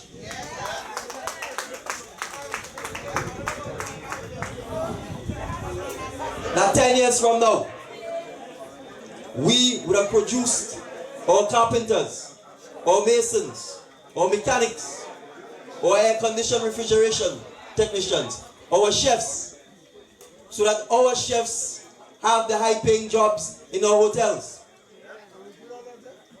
And that we are not only the yardmen and the bellboy and the housekeepers, but we are in the management positions.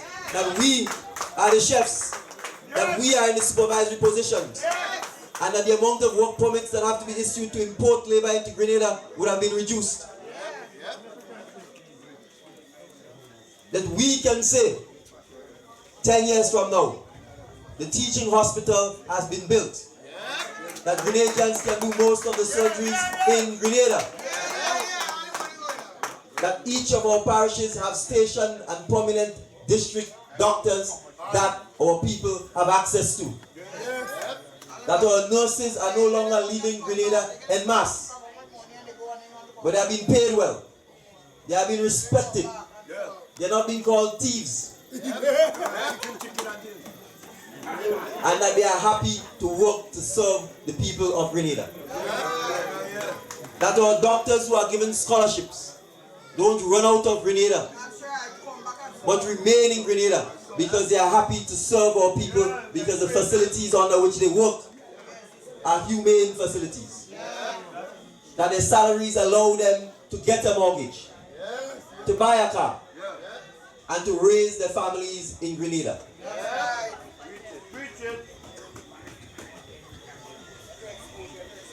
The job of leadership is to inspire, to encourage, and to make the next generation know that he can take the country forward. If you walk around Grenada today, there are hundreds of children who are not going to school. There are hundreds of children, 5, 4, 3, 2, 1, 9, 10, who are not going to school in 2022. We cannot develop and grow our country if we do not educate our population. And therefore, under an NDC administration, we will take zero tolerance to keeping our children home. They must go to school.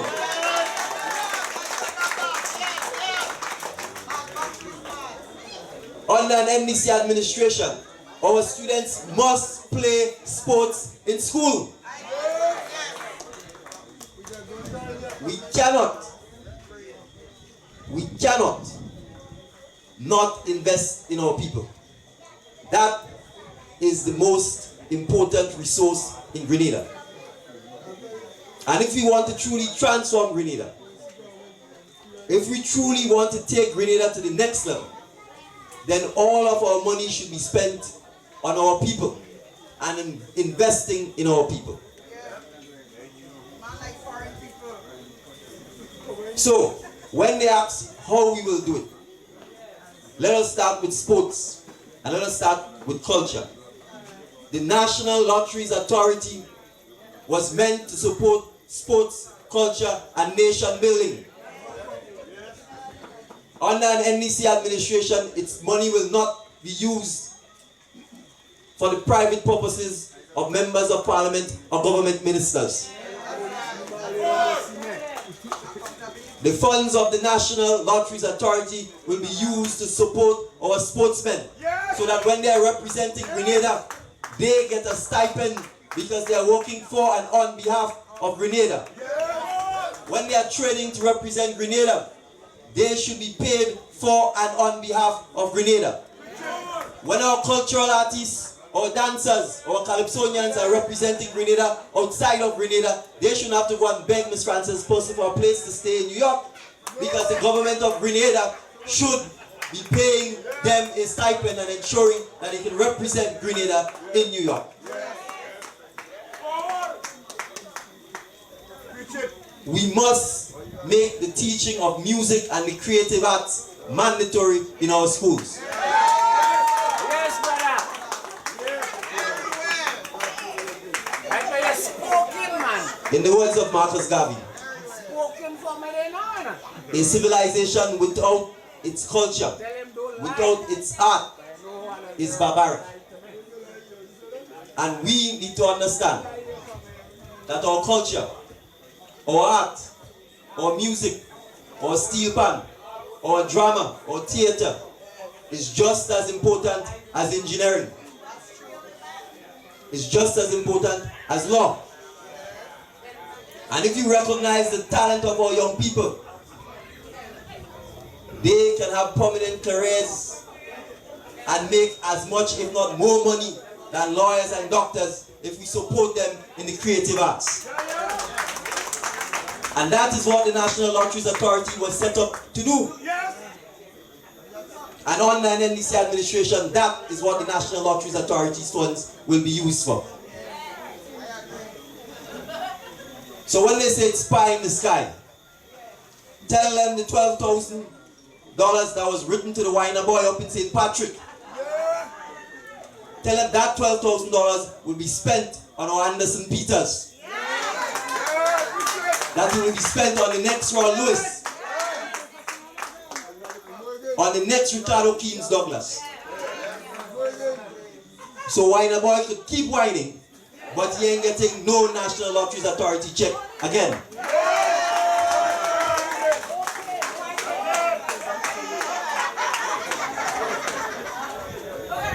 When we talk about our skills training, we are constructing hotels at Lassages. The funding for the construction of the hotels are coming from our Citizen by Investment program. Hundreds of the workers are imported workers for basic construction work. But did we train our young men in construction? Did we train them in carpentry? Did we train them in masonry? We have not. And so despite the high rate of unemployment, and despite the fact that you have 2 large hotels being built, we are importing labor. But worse yet, we are importing labor and there is no requirement that our young men and women should get the opportunity to train alongside these imported workers.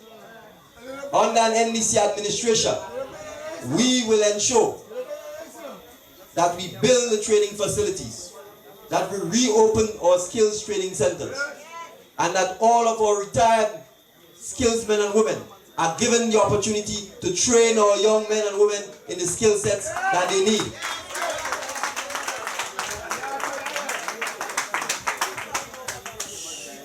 But we will go further.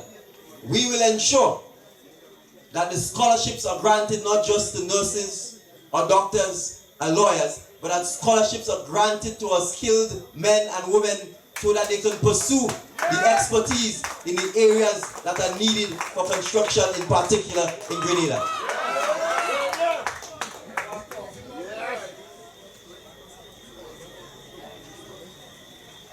We have disregarded skills like repairing shoes, tailors, seamstresses. These are careers.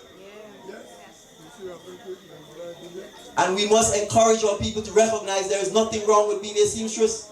You are self-employed, you are independent, you are creative, and you deserve as much respect and recognition as the traditional areas. And on the National Democratic Congress, when we talk about changing and empowering our people, those are the things that we will be pursuing. But let us take the fishing industry. There isn't a single school to teach a young man or a young woman how to fish in Grenada. Not a single school. There isn't a single school how to teach boat building or boat repairing in Grenada. yet our territorial sea is 70 times larger than the small island of Grenada. Look at our dive shops. They are all owned by people who don't look like us, by people who don't sound like us, and by people who are not from Grenada.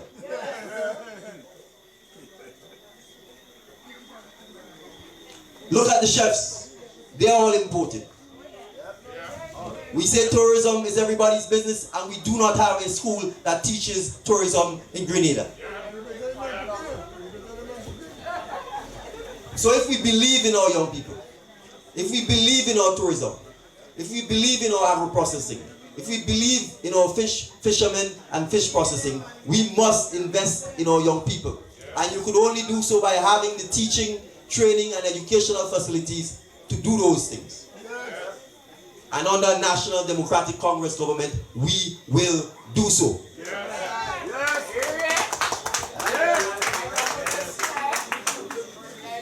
But let us talk about our teachers. Do we respect them?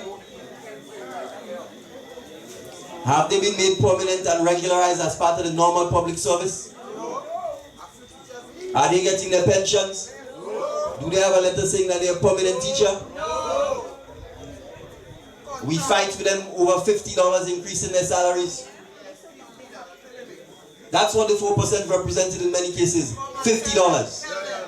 And our teachers had to march up and down the streets of St. George's, go on lockouts, sickouts, leave our children unattended. You have a Minister of Education that has children. You are going to put your children and the nation's children through the process and the trauma of arguing with our teachers over $50. And you still want to ask these same young men and women to give you a Clark's coat and a Rivers and a white jack for the road?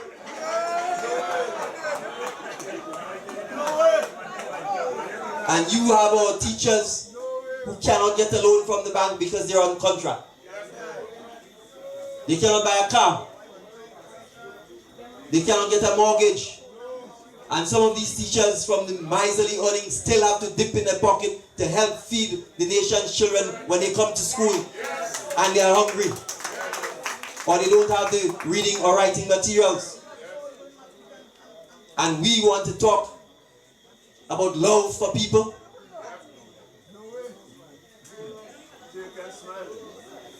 So when I say we will end the contract work, we will end the contract work.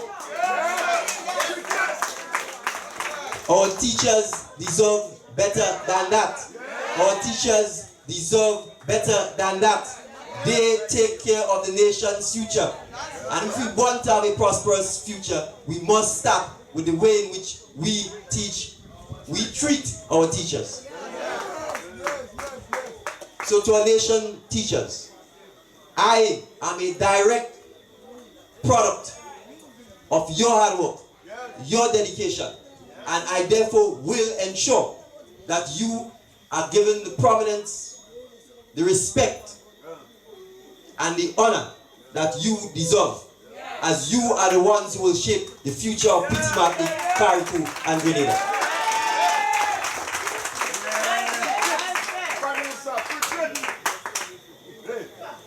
So for the trade unions,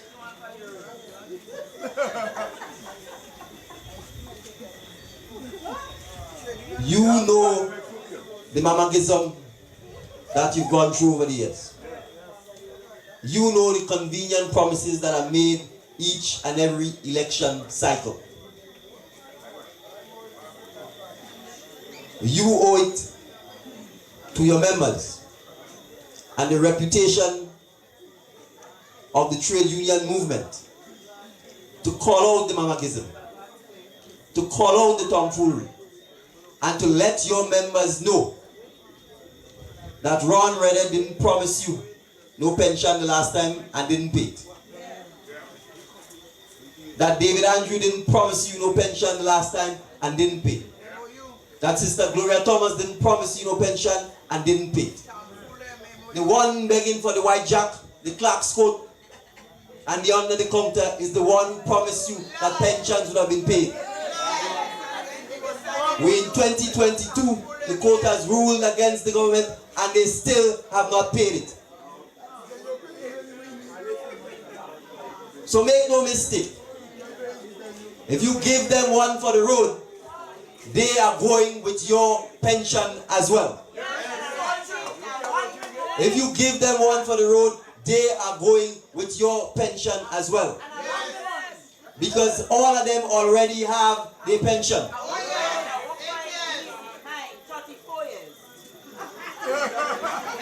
So when the National Democratic Congress says we will pay the pension, we will pay the pension.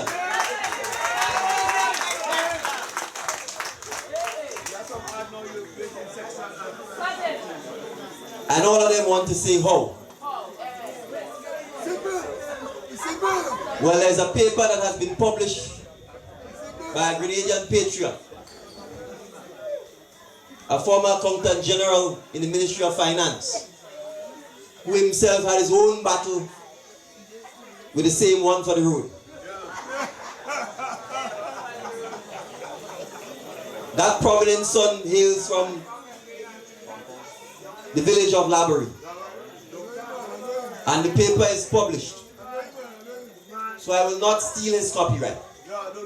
I will invite each and every one of you to read the paper, because the paper clearly tells us how we will pay the pension. And just so that we understand, Grenada's right now spends the least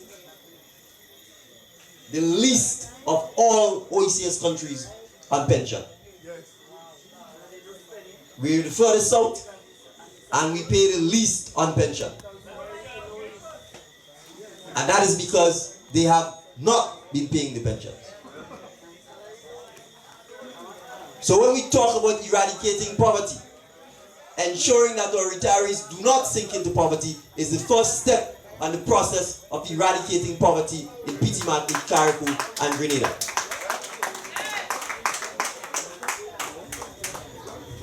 Next Wednesday, we will launch our manifesto.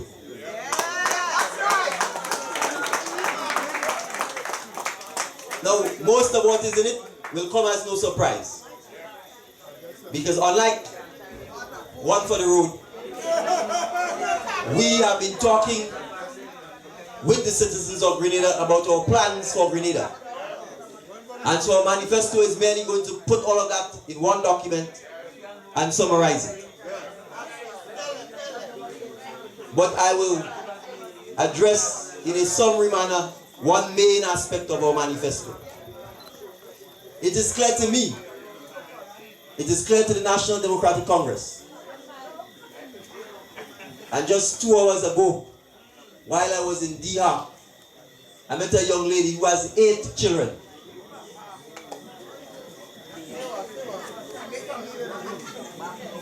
With no housing. No place to stay. She's living off the good grace of the villagers, who lending a little current here, who charging a phone up here, who offering this here, that here. And when she's applied for housing in current, no response.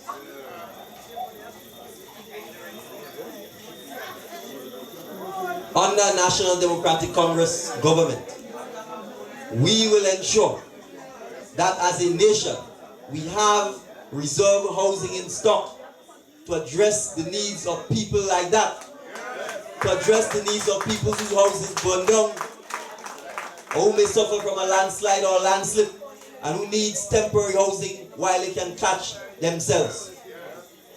It is criminal to have a woman with children in those conditions, and you have the current housing scheme provided by the people of China still locked up, still closed up, an entire year after it was handed over to you by the Chinese government.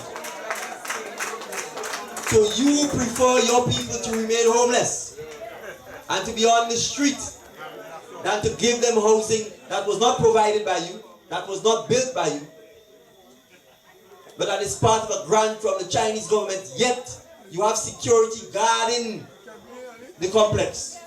The complex is empty. And our citizens can't even drive down to examine the quality of the housing. Under the National Democratic Congress government, that will end. And the people in our communities who are vulnerable and who need the houses will be given the houses.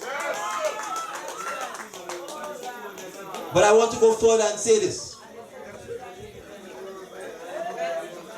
Since 1985, no government has implemented a national housing program for the people of Grenada.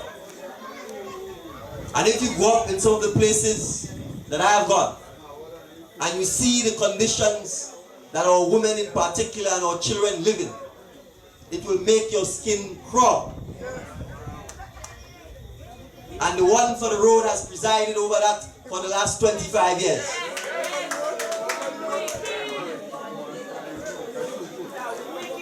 So we recognize that housing and the provision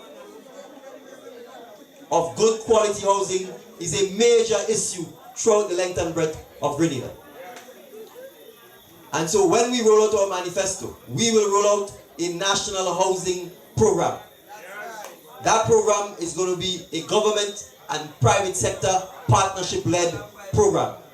And it will cater to the needs of all classes of Grenadians. From those who want a one-bedroom house to those who want a 3 or 4-bedroom house.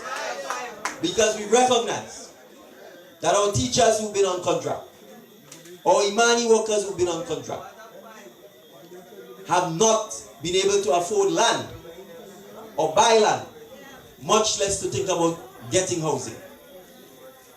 And when we say we will transform Grenada, that is the beginning of the transformation.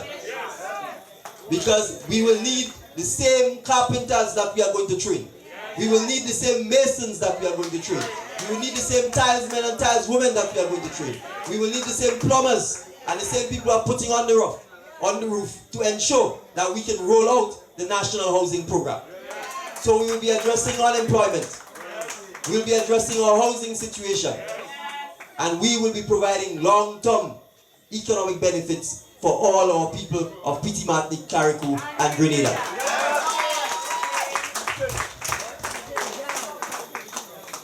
So tell one for the road.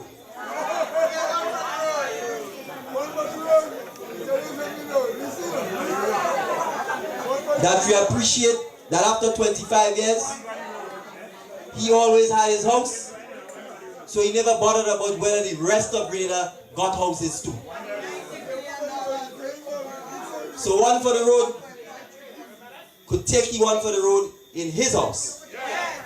And come the 24th of June, we will begin the process of providing houses for all of the people of Piti Martinique, Carriacou, and Grenada who need housing.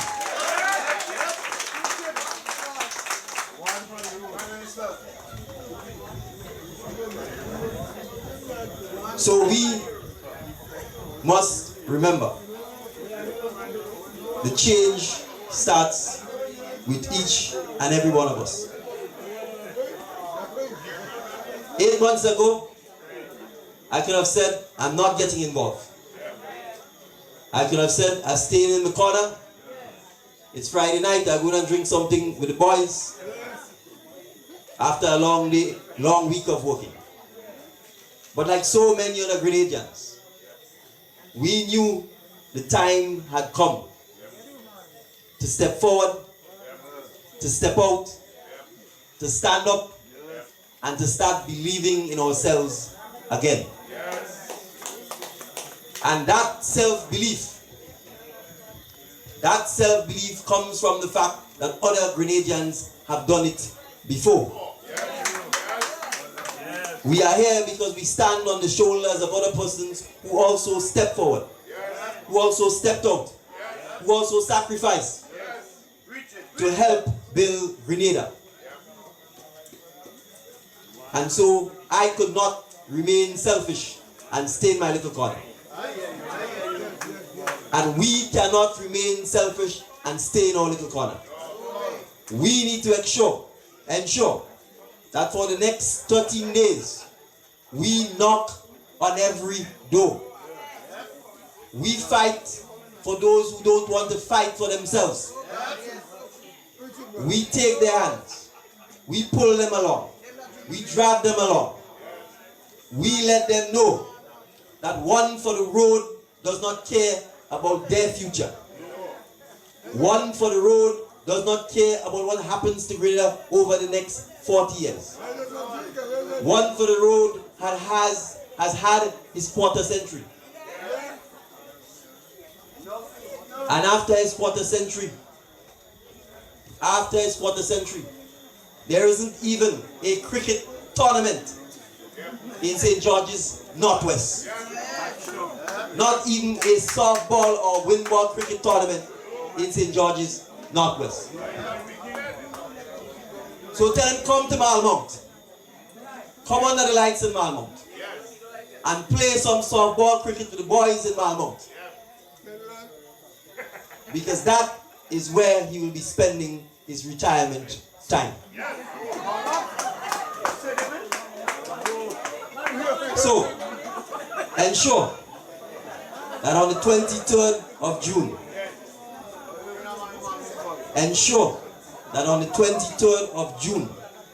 each one of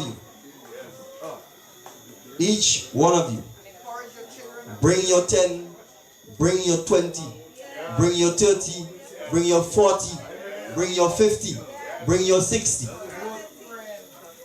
and ensure that a new day, a new time, a new period, a new era begins for Grenada, and that once again we become the envy of the OECS, we become the envy of the Caribbean, and that once again the world will pay attention to the movement for change and transformation that will start on 24 June 2022. Thank you very much, Madigras. Good night.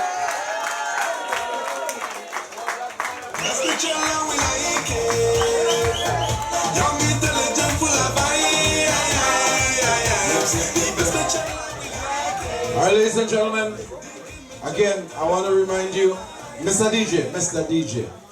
Ladies and gentlemen, I want to remind you that the floor will be open up for you, right? But just before I tell you that, remember, no alcoholic beverages in your hand, and please, the questions you're going to be asking, please be respectable, and let's do it nice.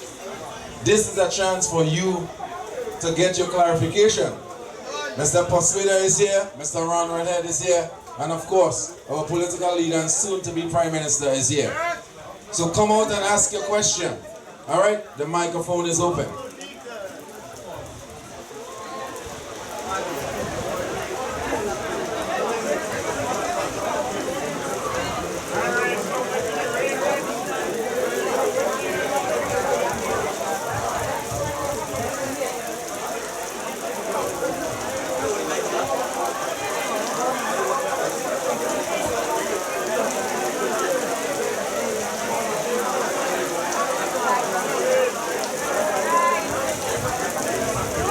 Good night.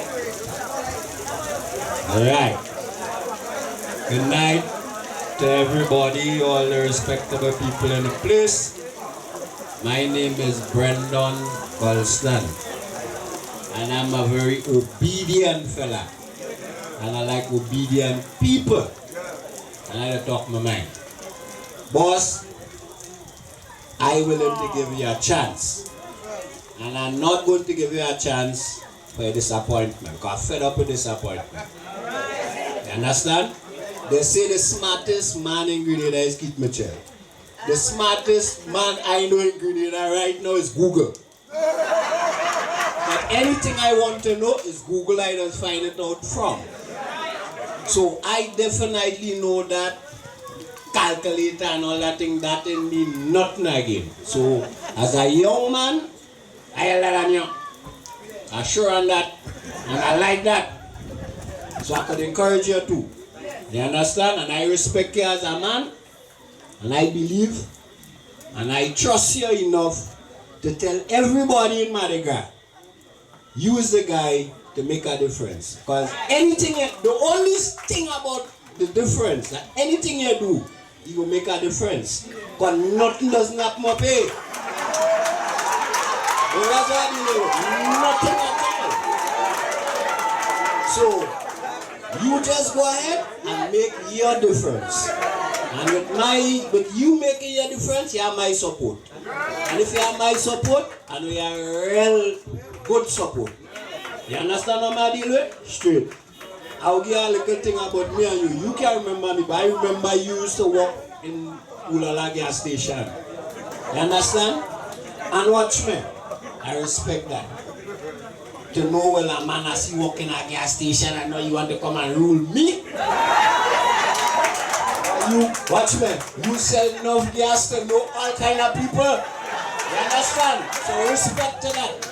I like to know people where I see. Your foundation, everybody around here know me. I was a kind of fella. You understand? But no, nobody can say nothing. Watch. I don't know unless somebody say something bad. How can you say something bad about me? I don't know unless somebody say nothing bad about me.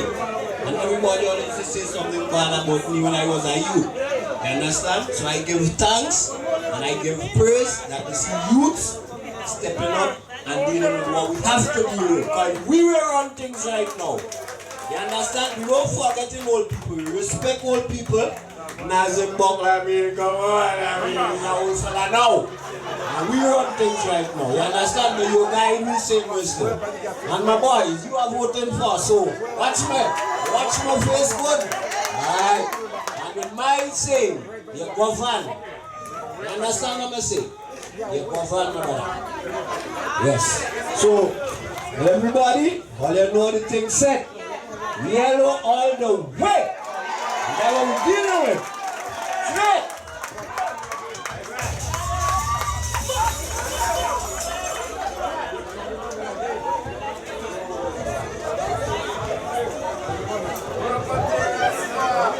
Ladies and gentlemen, the mic is still open, okay? Again, come and ask a question or make a comment. Remember, Deacon don't know everything. We know he's articulate, we know he's smart, he's intelligent, but he don't know everything. You might just be shocked to know your suggestion or idea that you come up with could be implemented or thought about. Right? Again, the mic is open. It's an open mic.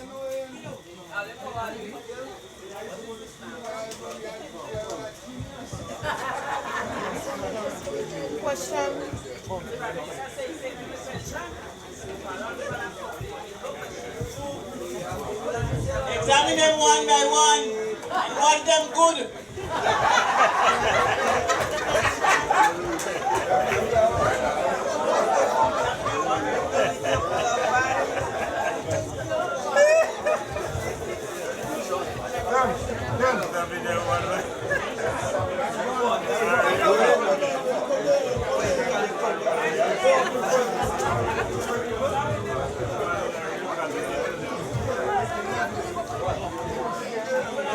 Good night to our next Prime Minister, Mr. Dick Mitchell. And the second endorsement I'm going to give to Mr. Ron Reddit. I want to ask a question. I'm very fascinated about the healthcare. And over the years, as a veterinary surgeon, I'm usually involved in medicine also. And the problem I have is that of the casualty, the hospital. People tend to go to the hospital. Sometimes they go 4 o'clock in the afternoon and they end up staying up to 4 o'clock in the morning. And I want to know, how are we going to solve that problem?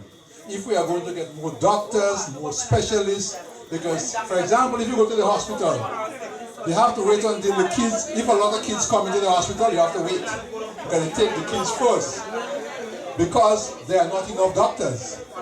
Even the specialists, I remember my brother died, and he had to take 2 months before they do the autopsy, because there was no doctors. The doctor was a Cuban, and he had to go on holidays. So which means all the dead bodies were packed up by Lacroix and by Autry. So how are we going to solve that problem? That is of paramount importance. The health sector is very deplorable. Either we need more doctors, more specialists. I mean, they have good relationship with Cuba. So I don't know when we come into power. I say when we come into power, how are we going to solve that problem? Thank you for the question. Let me start first by saying on the question of the casualty department. There are a lot of things that people go to casualty for that they should not be going to casualty for. If we had appropriate medical care and medical facilities in our parishes, and if they were to the scale or the level that is adequate, a lot of the things that people go to the hospital to be treated for could be treated at the parish levels. So we have to, for example, beef up the facilities at Princess Alice Hospital. We have to ensure, for example, that the brand new spanking I will call it a polyclinic that has been built in Guelph is actually open, running and functioning and adequately staffed and resourced, so that the people in St. Patrick, the people in St. Mark and the people in St. John only come to the general hospital for critical matters that cannot be handled at the polyclinics or at the medical stations. We have proposed, for example, ensuring that on a regional level we get our medical clinics to be open 24 hours a day. That will mean increasing the number of staff, increasing the doctors, and increasing the nurses. And it's simple. We can't depend on the Cubans. We have to invest in our people. We have a medical school. Therefore, any Grenadian who wants to study medicine should be given a full scholarship, not by St. George's University, by the government and people of Grenada, to ensure that we get the numbers up. And that we pay our nurses and doctors more. And when they always talk about how you're going to afford it, you have to understand, you want to promote tourism. You want Grenadians to come back from the diaspora. They're not going to come because of the state of the healthcare. So if you want them to come, you have to invest in the healthcare first. You have to invest in more doctors, more nurses, better facilities. You have to give the scholarships. You have to increase their salaries, because the long-term benefit of it is that the diaspora will return. More tourists will come, and we will be able to pay for it and afford it. So those are some of the issues that we have to recognize and have to tackle. You see the days when Grenada, you cannot develop a country if you are dependent on other countries to help you. If they can help you, you take the help. But is Cuba dependent on anybody to send doctors to Cuba? To send nurses to Cuba? To send engineers to Cuba? Even with an embargo against them, what did they do? They looked inward. Self-reliance, education, investment in your people. And when you do that and you succeed, then you can look outward, because you can help other countries. And that is the model of development we need to pursue. Let me give an example. China only became an economic superpower by looking inward, by educating its people, by investing in its people, by producing. And then it got the opportunity to export. Then it got the opportunity to become a world economic power. But you cannot become a world economic power, you cannot become successful even if you're a small country, if you're always going around to Tom, Dick and Harry begging, rather than investing in your own people. So we have to invest in the healthcare sector. If we do so, we will reap the benefits of not just having good healthcare facilities, but there are economic benefits that we will also derive by having a good healthcare sector, because we can promote it. There are places like Colombia, and the Grenadians will go down there and do their tummy talk, and they talk, and they that talk. That is healthcare tourism. That is what it is. If you go to places like Costa Rica, that is what they do. They promote healthcare tourism. And with us having a $1 billion university in Trublu, we are not even leveraging the alumni from St. George's University. I am sure that there are several hundreds of them who will be prepared to come back to Grenada, where they were educated, to give up their time and their expertise to help us in solving our medical challenges. I mean, I can go on and on and on with some of the ideas, but I think you get the drift of what I'm saying. So thank you.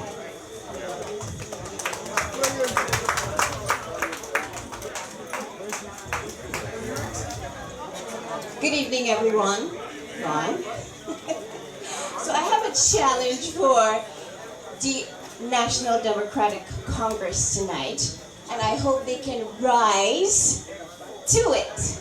But to speak about it, I am going to be speaking wonderfully about Ron first to emphasize my point and to show you all what an exceptional young man he is. Ron is a smart, forward-thinking young man, and I'm going to prove it to you tonight. Just think about the NDC political arena. Visualize them from the town hall meetings, to the pocket meetings, to the big rallies. Ron decided to choose a female chairwoman to do his meeting. And that person is me. So you see what I'm talking about? So I challenge, and I actually was speaking about that to Sister Claudette Joseph, and she was like, yeah. You know, we need to see more women. You know, you think about the PRG with Jacqueline Cruff and women empowerment. So I want to see what NDC is going to do about women. And because we can be strong, powerful forces of change in this nation. We are the backbone of Grenada society. Yeah.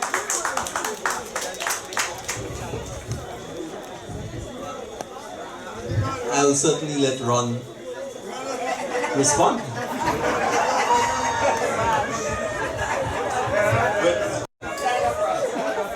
The PLI believe that you know the need to give. Women certainly deserves a place at the leadership level and certainly at a place at the National Democratic Congress. And going forward, you are going to see more female leadership emerge. We are going to continue to encourage that.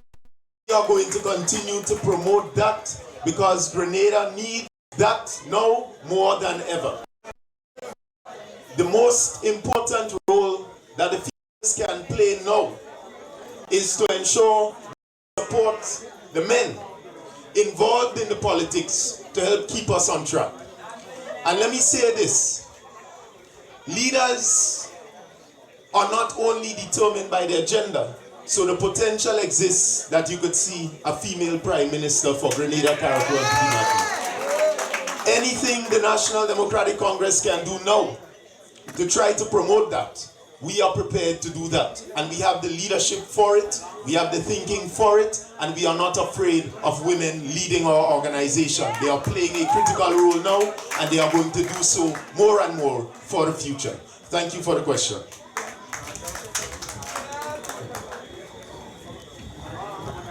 Anybody else?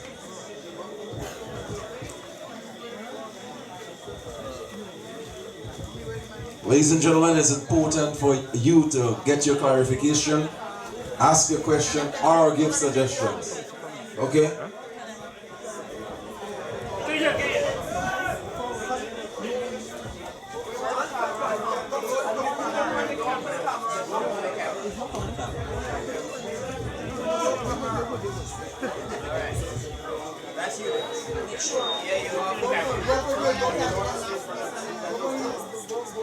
Good night, everyone.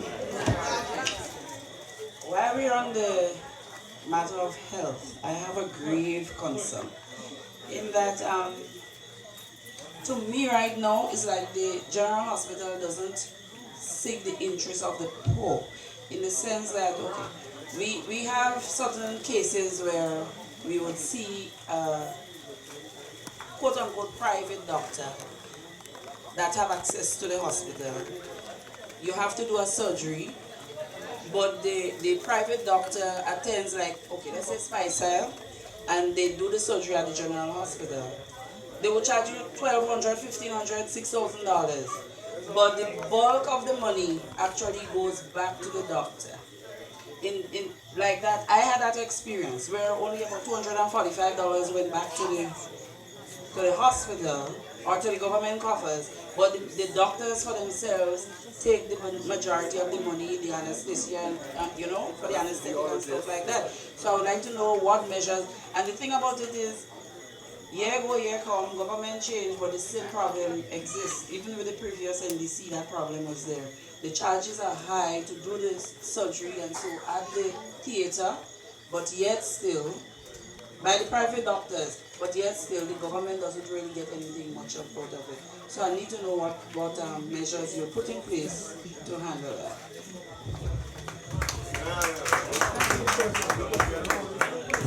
Thank you for the question. If I understand it, you're saying that all of the facilities that are being used are government facilities or hospital. The bulk of the fees are essentially the surgeon or the doctor's fees. Well, it's something that we have to look at and address, because the challenge we face here is that we seem to have multiple systems operating at the hospital. And it's something that, so I have to be frank with you, I'm not going to stand here and say to you, we will do X, Y, Z to address it. Because we first have to understand why it's happening, who it's affecting, and what are the steps we need to take to correct it. But if you are being provided services by the general hospital, it seems to me it should be the general hospital charging you, and not a private doctor to use the general hospital. But part of the challenge, and I will accept that, is that because our healthcare system is in such tatters, and because oftentimes the doctors are not paid adequately, then on an individual level, people are now motivated by the need to make money to survive. And so you have a situation where oftentimes you may find that the motivation may very well be the motivation to simply make money. And I've heard of countless stories where you go to the hospital and then you have to go and see people privately, and then you have to be charged or paid for that. So those are some of the issues that we need to address, particularly for major medical surgery. And that is where things like the national health insurance can come in. Because you see, most people perhaps could afford a regular, perhaps, a dental visit or a regular $50 or $75 medical checkup. It's a completely different thing when you need medical attention that is going to cost $5,000 and $6,000 and $10,000. Most Grenadians cannot afford that. And that is where things like national health insurance ought to come in.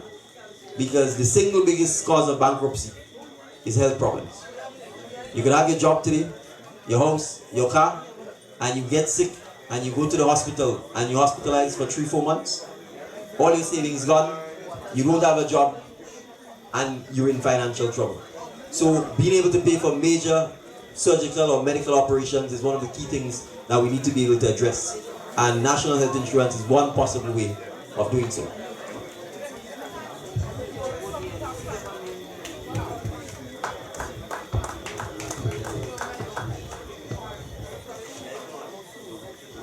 Ladies and gentlemen, any more questions? All right, come up and ask your questions.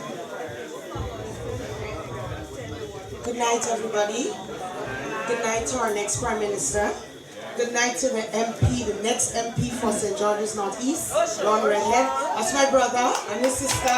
Right, so I have two questions. The first one is, we talk a lot about the young people, but being a young lady myself and having to raise children most times on our own, we experience a lot of challenges and limitations. So I wanted a specific tailored response or idea as to what NDC intends to do for young ladies, kind of separated from just young people, right? The second question is the busmen. What is the National Democratic Congress ideas and plans for buses or busmen?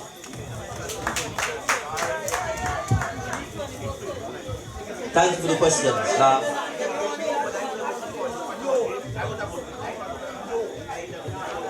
When you say a tailored specific response to address young women, well, there are different categories of young women facing different challenges.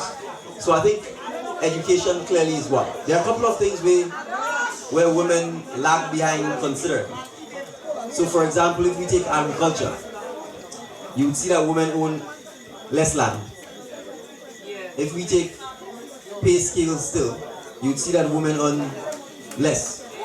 If you take unemployment, you see that there are higher percentages of women who are unemployed than men. So when we start addressing, for example, unemployment, it requires us to ask why is it that more women are unemployed than men. We have to ask why is it women earn less than men. And ignoring things like, for example, having to stay home for maternity leave or those kinds of factors. The reality is that our education system still takes a very traditional approach to education. So let's take skills training, for example. Traditionally, women have not been taught or trained to do carpentry, to do masonry, to do tiling, painting, to be involved in actually fishing. Those are some of the obvious examples. But there's no reason why women should not be trained in equal numbers or even more numbers than men in those areas, because what it allows is for once you acquire the skills, is for you to be immediately deployed into the employment sector.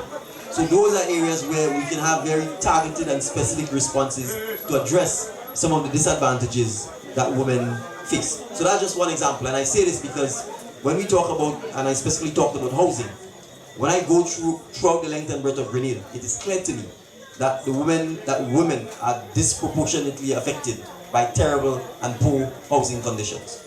And then obviously you face, when I gave the example of someone with 8 children, they are the ones left to care for and to take care of the children. And if you have no one to look after the children, it means you can't work.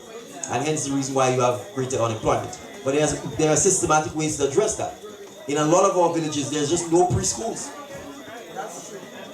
If you take a place like Mondelis, Old West Hall, that entire area, Bay Gardens all the way come down, that joins basically this part of the island with the East Coast, there is not a preschool. And so for women who may want to work, if you don't have a grandmother or a grandaunt to look after the children, then you are home. And oftentimes the children themselves are home. And therein lies the cycle of poverty that repeats and repeats and repeats. But a simple thing like having a preschool makes a difference, because the children can go to the preschool, they can socialize, they can meet different children from different backgrounds, and the parent, the mother, can at least be able to earn a living. So those are some of the issues that we need to address within the country by providing some of the infrastructure that will actually support our women being able to earn more, being able to be full-time employed, and to have better living conditions. So I hope that addresses the first question. Remind me of the second question. The busman.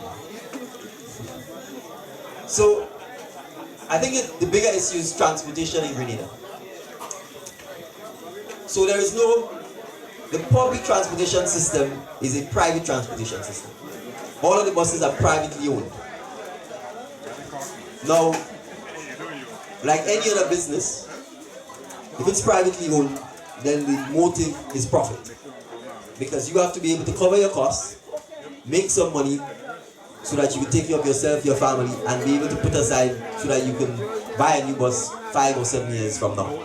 It therefore means busmen will only travel, for the most part, on routes that are lucrative. And therefore you will find, for routes that are not lucrative, you will not have any buses. You will not have any transportation. I do not believe that the solution to addressing that is for the government itself to get involved in providing the transportation. We did so. We had the NTS, and they had renamed it the PTS. But it didn't work. My view is, and that is what I mean about transforming Grenada, we have to use technology and a creative way to address the transportation issues in Grenada. And I've said, I will be advocating for Grenada to create its own Uber-like transportation system. There are several persons who own hundreds of rental vehicles in Grenada, and for the most part, outside of Christmas, Carnival, and maybe Easter, the rental vehicles are sitting there. There are a lot of people who buy vehicles only because the transportation system is inadequate, particularly young people. So they buy a vehicle, they drive to work, it is sitting there until they're ready to go back to work. And maybe on the weekend when you're going for a ride. Uber doesn't own any vehicles. It is simply an app that allows all of the people who own vehicles, from the rental people, from the taximen. The taximen, for example, outside of the cruise ship season and outside of providing taxi services at the airport, for the most part, the taxis don't serve the rest of Grenada. Maybe food fare, supermarket, etc. So if you add the rental vehicles, the taximen, the private car owners who use their vehicles once a day or twice a day to go to work and to come home, and you can all put them on a system that allows their vehicles to be made accessible to the public. And we train 100, 200, 300 drivers, and you develop the app. That, in my view, would allow for all of these vehicles to be made available for public transportation that we can pay for in our villages, in our parishes, especially in the by roads like up here, where you know you can take your phone, you can make a request for a vehicle, and in 10 or 15 minutes, it will be here. So it will provide, in my view, solving the transportation system, it will provide employment, and it will help to ensure, because without a dynamic and accessible transportation system in Grenada, the economy cannot develop. If you can't get workers to and from work, if you can't line, because by 9 or 10 o'clock there is no bus, there is no transportation, there is no economy, there is no music industry, the DJs are not going to make money. And that is reality. The restaurants, the bars, etc. will not be able to open because people simply can't get to and from. So we feel that approach will complement the buses, because they will still be doing their normal bus routes, particularly during the day, but certainly at nights and weekends, in a lot of the roads within the parishes and so on, where people need transportation. My view, that is one way of tackling it. And all it requires is technology, and us training drivers and convincing people to become part of the 21st century. So I hope that sets out to you my vision in terms of how we can address transportation. All right? And therefore, for those who are listening, it's a good opportunity for a young person to begin developing the app that will allow you to be able to become the next Uber entrepreneur in Grenada. And it's an opportunity for the taximen, the car rental people and so on, to start thinking about how they can be part of a national transportation system that helps solve the transportation issues in Grenada. Thank you. Thank you so very much. Okay, ladies and gentlemen, we have one more question from our lady, and then we're going to wrap it up. Good night, everyone. Protocol already established. Mr. Michel, asked specifically a question about the agro-processing sector. I am trying to find out, but I thought you all are promoting the agro-processing sector. I'm into agro-processing, and I know there are a lot of challenges in agro-processing. Now, one of our biggest challenges that we have is with electricity. That overhead is rather high for us. For example, I am now in a situation whereby I got some assistance from the Agricom project. I'm sure you heard about it, and Mr. Telescope also is in it. And what had happened, when we tried to get the equipment and so that we had applied for, while doing the research, we realized for industrial equipment, we have to get three-phase current. So what is happening now, we try to apply for the current, and Renwick is saying to us that we have to pay $45,906.30 from the Greens to Good Hope Estate. And I'm staying in my house, and I'm just looking down by where the Labrador has the land, and I'm seeing that they have three-phase current there also. So my question to you is, let's assume, I'm just using, I hope no one will get offended, but let's assume that you take over or NDC win the election. How are you going to approach that situation with Grenwick? Because from what I know now, Grenwick belongs to the government, and I have been speaking from the top to the bottom about the situation with Grenwick, and everybody just playing me around, right? And right now I'm feeling as though, well, I'm in a situation whereby they're trying to help you to go at a certain level, but you are not supposed to float right on top. And I'm in a situation now whereby I have 17 farmers who I've signed contracts with in order to be able to get this grant funding to enhance the business. And buy the produce from them, and we just cannot buy it because we don't have the facilities, and we have 5 chest freezers, and we don't have the facilities to store. So I want to know, when your government, as the crowd is saying, is in power, what you plan to do seriously about the agro-processing sector. And please don't forget the overheads. The produce chemist lab also, we have to pay a lot of attention to the produce chemist lab. They need to put a screen, because when you process it, you're not supposed to have flies going in and out of the building. And presently, this thing is exposed. For the years I'm going there, I normally go there and call console. We need to clean that produce chemist lab.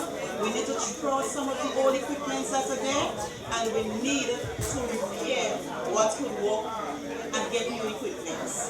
There's a sink in there. They don't even have a stone they put it underneath it for the sink to stand. So I want to know seriously how you all are going to approach the agro-processing sector. Seriously. Thank you. Thank you very much for the question. The question is, how are we going to approach the agro-processing sector, and specifically how are we going to deal with the high cost of electricity, and specifically access to three-phase electricity. And they need to beef up the produce chemist laboratory. Right. So let me start with the produce chemist laboratory, because you can't have agro-processing if you don't have, in my view, a national produce chemistry laboratory that is actually supporting the persons who are involved in agro-processing throughout the length and breadth of Britain.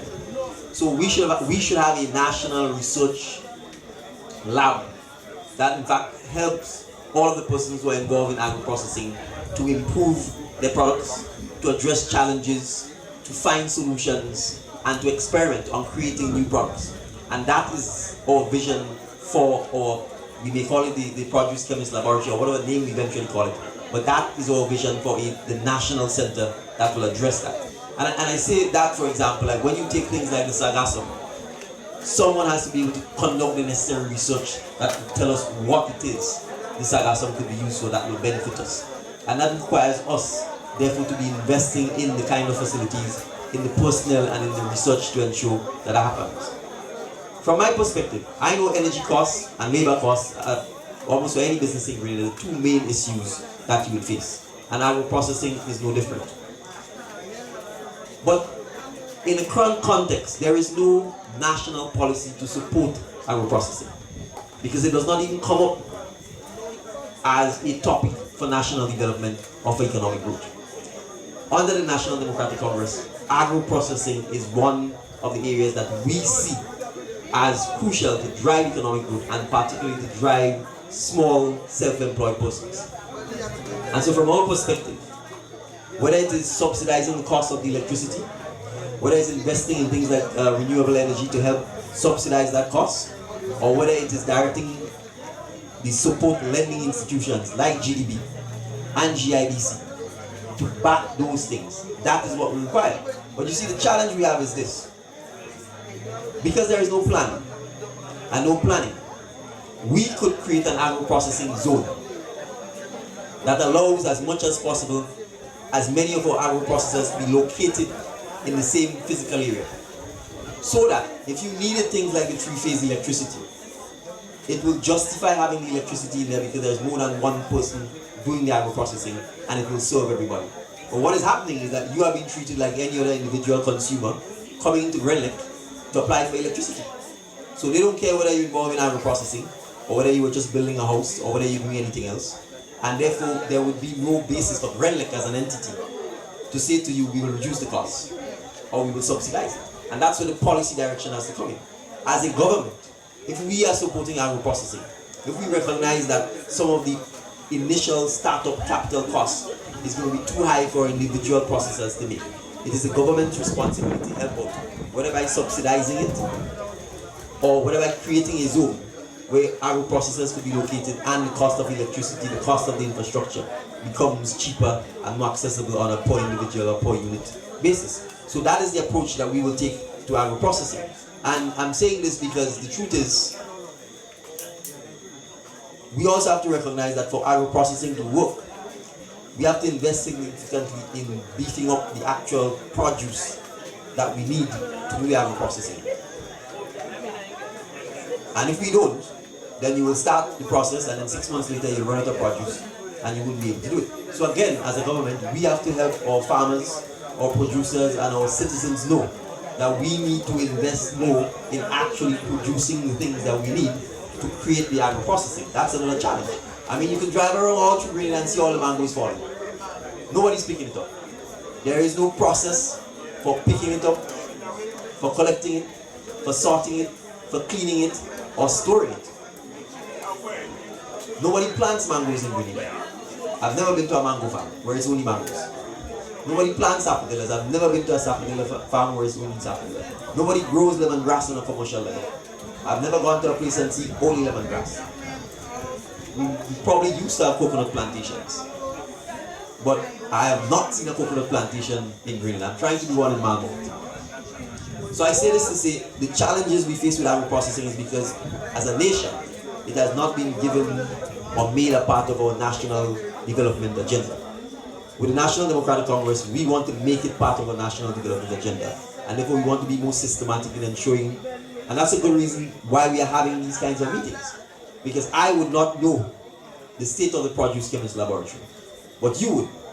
And it's by having that dialogue, you could point it to me from what you're saying there, it doesn't even seem like a place that's fit for processing food. Or it might be barely getting there. And I'm saying those are the things that our citizens who deal with those kinds of things need to talk about.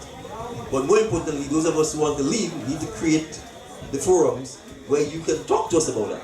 So I've already made a note that clearly that is one of the issues we're going to have to address. If you say you have to put stones to hold up the sink, if there are no basic things like a screen to prevent flies from coming in, that just tells me how far back we are from where we should be. But again, if it's not a priority, if it's not important, then I guess it's reflected in that. So I just want to say it is part of the solutions will also come from the engagement, from you hearing suggestions from you, because I'm sure you may have ways that you think the three-phase electricity could be dealt with, and we'll be happy to hear them. But the challenge with Grenlick is that, as it stands, there is no policy directing Grenlick to provide electricity at a subsidized rate to agro-processors or to people who want to engage in industry. They will just treat you like any other person applying for electricity and say to you, those are the requirements, those are the costs, and expect you to meet it. So the only person who could alter that would be the government in terms of their approach. Hence the reason why you need a change of government for something like that to happen.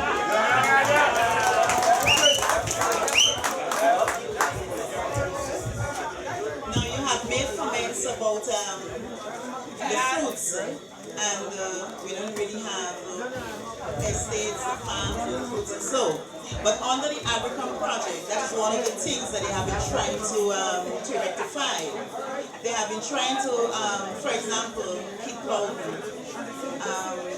Mr. Williams, these farmers, they are doing like a whole acre, 2 acres of guavas and so for my business, right? And you're talking about seeing all the mangoes on the ground. That's the next challenge again, because I have mangoes. But my problem with the mangoes is my storage.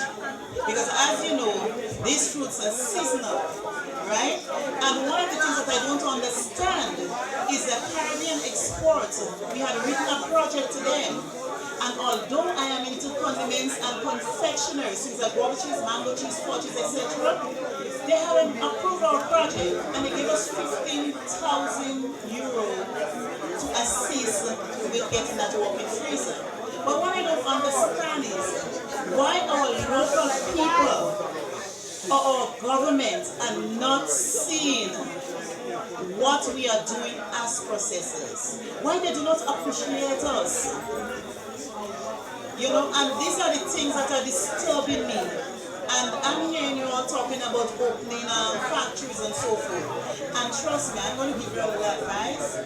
In terms of getting people to work in the factories, we have tried how many times, form cooperatives and so, but it's just not working. Because what happens, you may have 3 persons who could read and write and knows about production, and then you have 7 others who doesn't understand what is happening. I wouldn't say literally, but you know where I'm coming from, right? So I am hoping that when you all come into power, that you all would change that policy, because in order to form a cooperative now, you must have 10 persons. And that doesn't make sense, because you're forcing 10 persons to work together who doesn't want to work together. So the cooperatives always fall apart, right? So these are things that you all need to address. Now pertaining to processing again, forget people in their 40s upwards, because we are setting our own ways. I'm not omitting myself. Focus on the younger people, the younger folks, to try to get them to come together. But trust me, people who already have their recipes and so forth, we are not willing to let it go. And I'm not excluding myself from it, right? I mean, I'm passing it on to my daughter. She's working with me, and I would select people I want to work with. But please don't force people to work together, because it would not last. Thank you very much for the advice, and let me say this, make sure I get your name and number before you leave so we can continue the dialogue. Thank you. There's an additional question.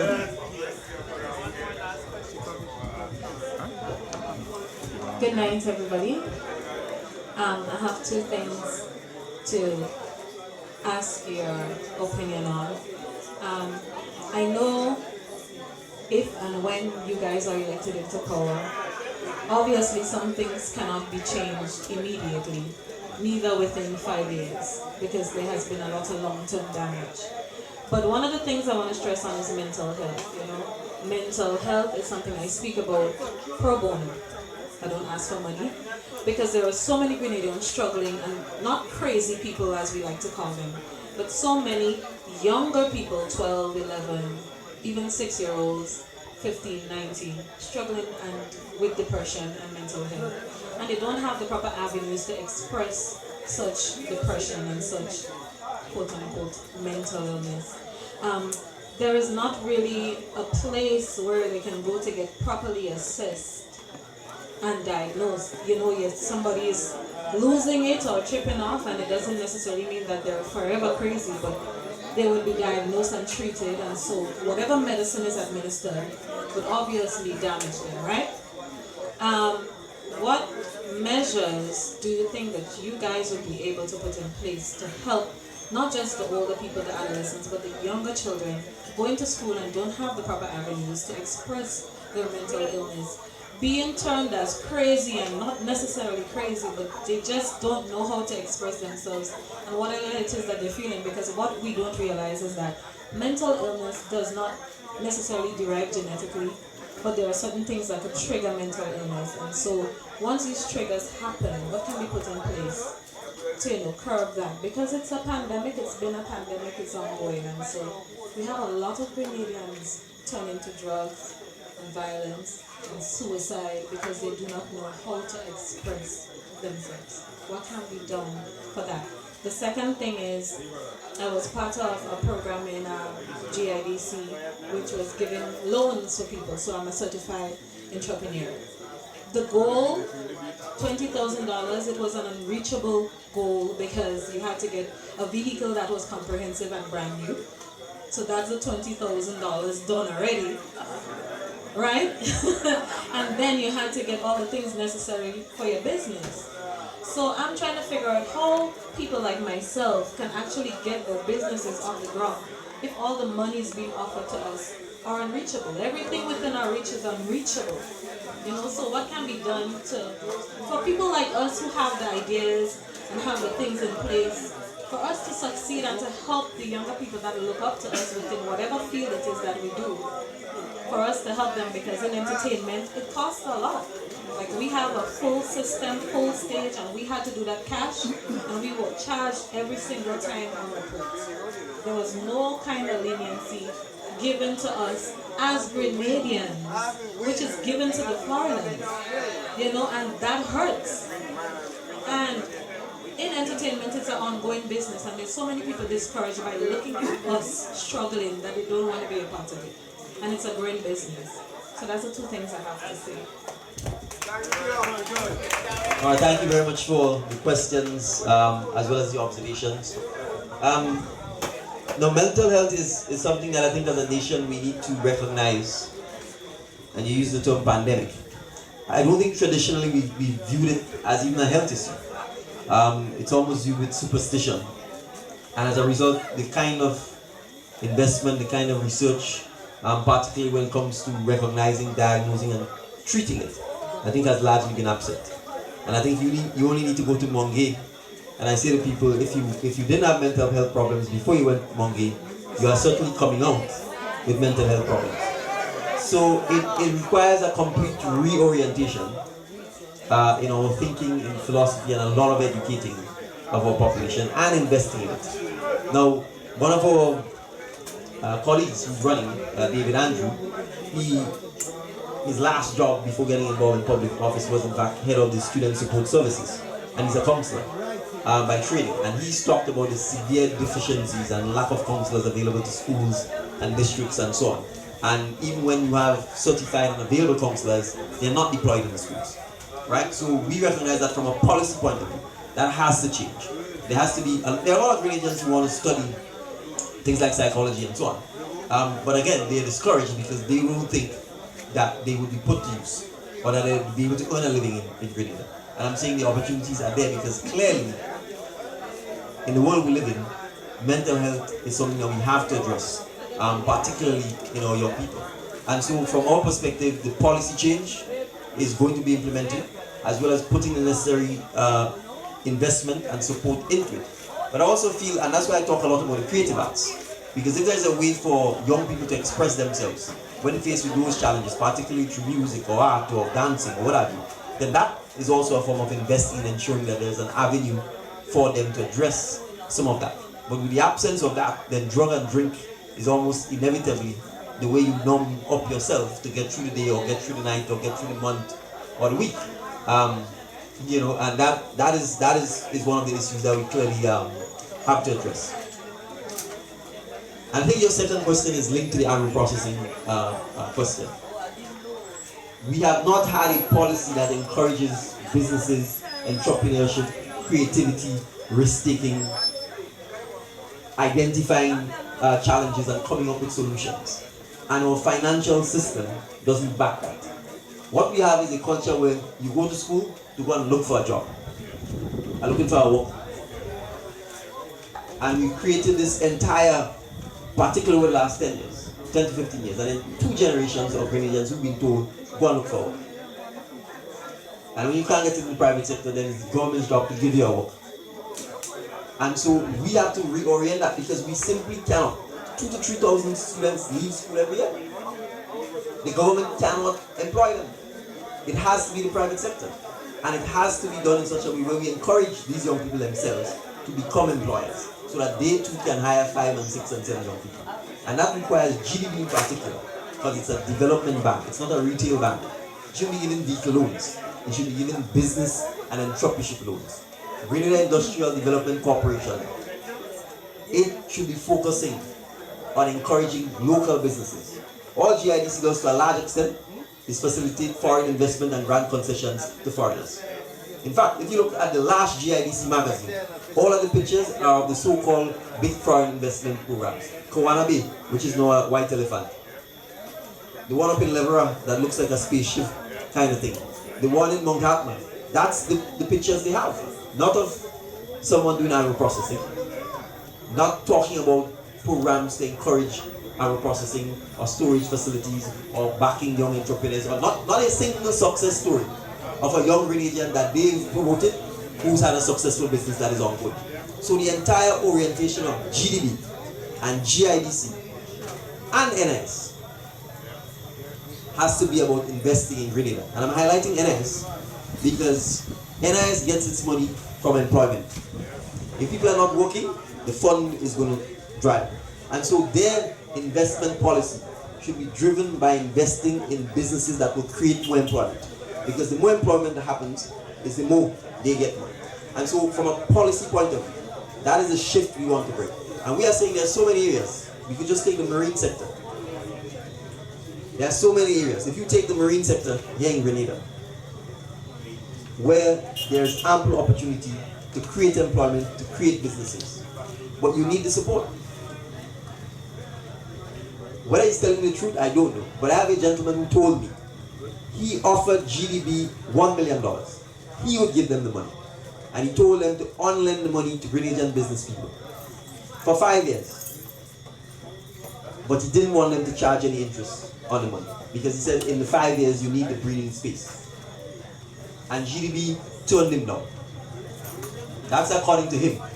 I didn't get GDB's side of it, but he said GDB turned him down because they told him they don't want to compete with the commercial banks. Does that make sense? Does that suggest then that your motto should be about developing Grenadian business people? And if it is true, and I have no reason to believe that he's not telling me the truth, it says that GDB approach is completely off mark. And that's what I'm talking about. Your job as a development bank is to develop businesses. The reason you have a development bank is because you know a commercial bank just wants to make money. So if you can't make the requirements, if you don't have the collateral, you're not getting the money. GDB is getting government loans through Caribbean Development Bank at concessionary rates. And so you should be able to lend the money with far less stringency, with less demand for interest, because you are trying to promote and encourage business, economic activity and growth. Yes, some of them will fail, but that's business, right? But it's not just lending the money. If they were mentoring, investing in the training, and they helping with the administrative support and the management support, then we'll be able to help ensure, because sometimes businesses start off well, but when they get to the third and the fourth and the fifth year and they have challenges, that's when you need the help, right? And that's when we have to also help with the training, with human resources and so on. So our approach would be to reorient those institutions towards ensuring that it focuses on developing the areas that we have identified as being crucial to Grenada's economic growth and development. Not giving car loan, there's no cars on the road already, right? And fighting to compete with the commercial bank for commercial home mortgages and so on. If you give the development loans, the business loans, then we will make the money to get our own car loans, to get our own business loans, etc. And that is what we need to understand. So thank you very much for the 2 questions. All right, ladies and gentlemen, make some noise for our political leader and soon-to-be Prime Minister, Mr. Deacon Mitchell. Ladies and gentlemen, it's been a very informative evening, and we've been going for a long time. And as you can hear, you know what? You can just tell that Mr. Deacon is prepared. He is prepared to sit in the seat of the Prime Minister. He is already prepared to be the Prime Minister of Grenada, Carriacou and Madigras. Somebody said new Prime Minister. Somebody said Deacon Mitchell. Ladies and gentlemen, we got to keep on praying for him as well. Not just for him, but all the other candidates. Because this is not just a political thing. It's also a spiritual warfare. I know some of you may not understand, but it's a spiritual warfare. Remember, we wrestle not against flesh and blood, but against spiritual wickedness in high places, right? So remember that. Ladies and gentlemen, I know it's true. Who have the spiritual eyes to discern it, they know exactly what is taking place in the atmosphere. But don't worry, the chains is already broken. The chains is already broken. Somebody said, new Prime Minister. Yeah, man. So, ladies and gentlemen, we're taking the message to Pomeroy's tomorrow, 6:30 p.m.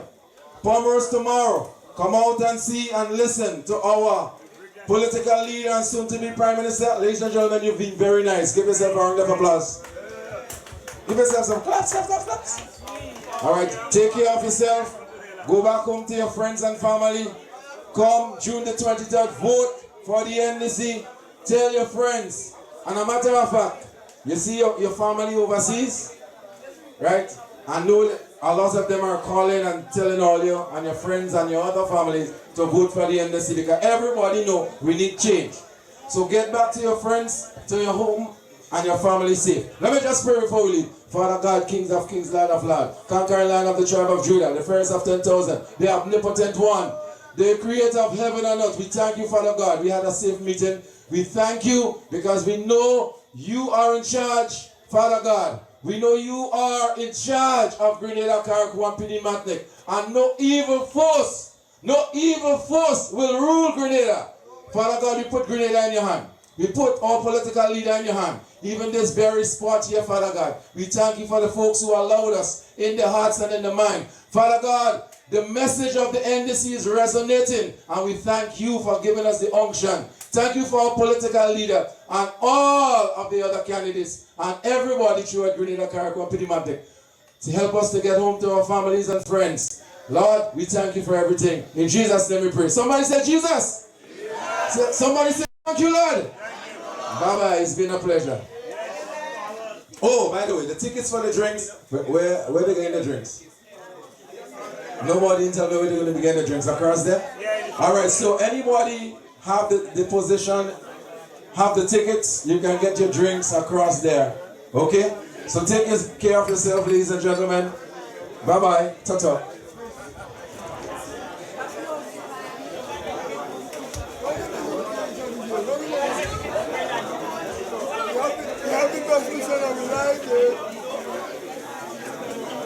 All right, ladies and gentlemen, I think we have to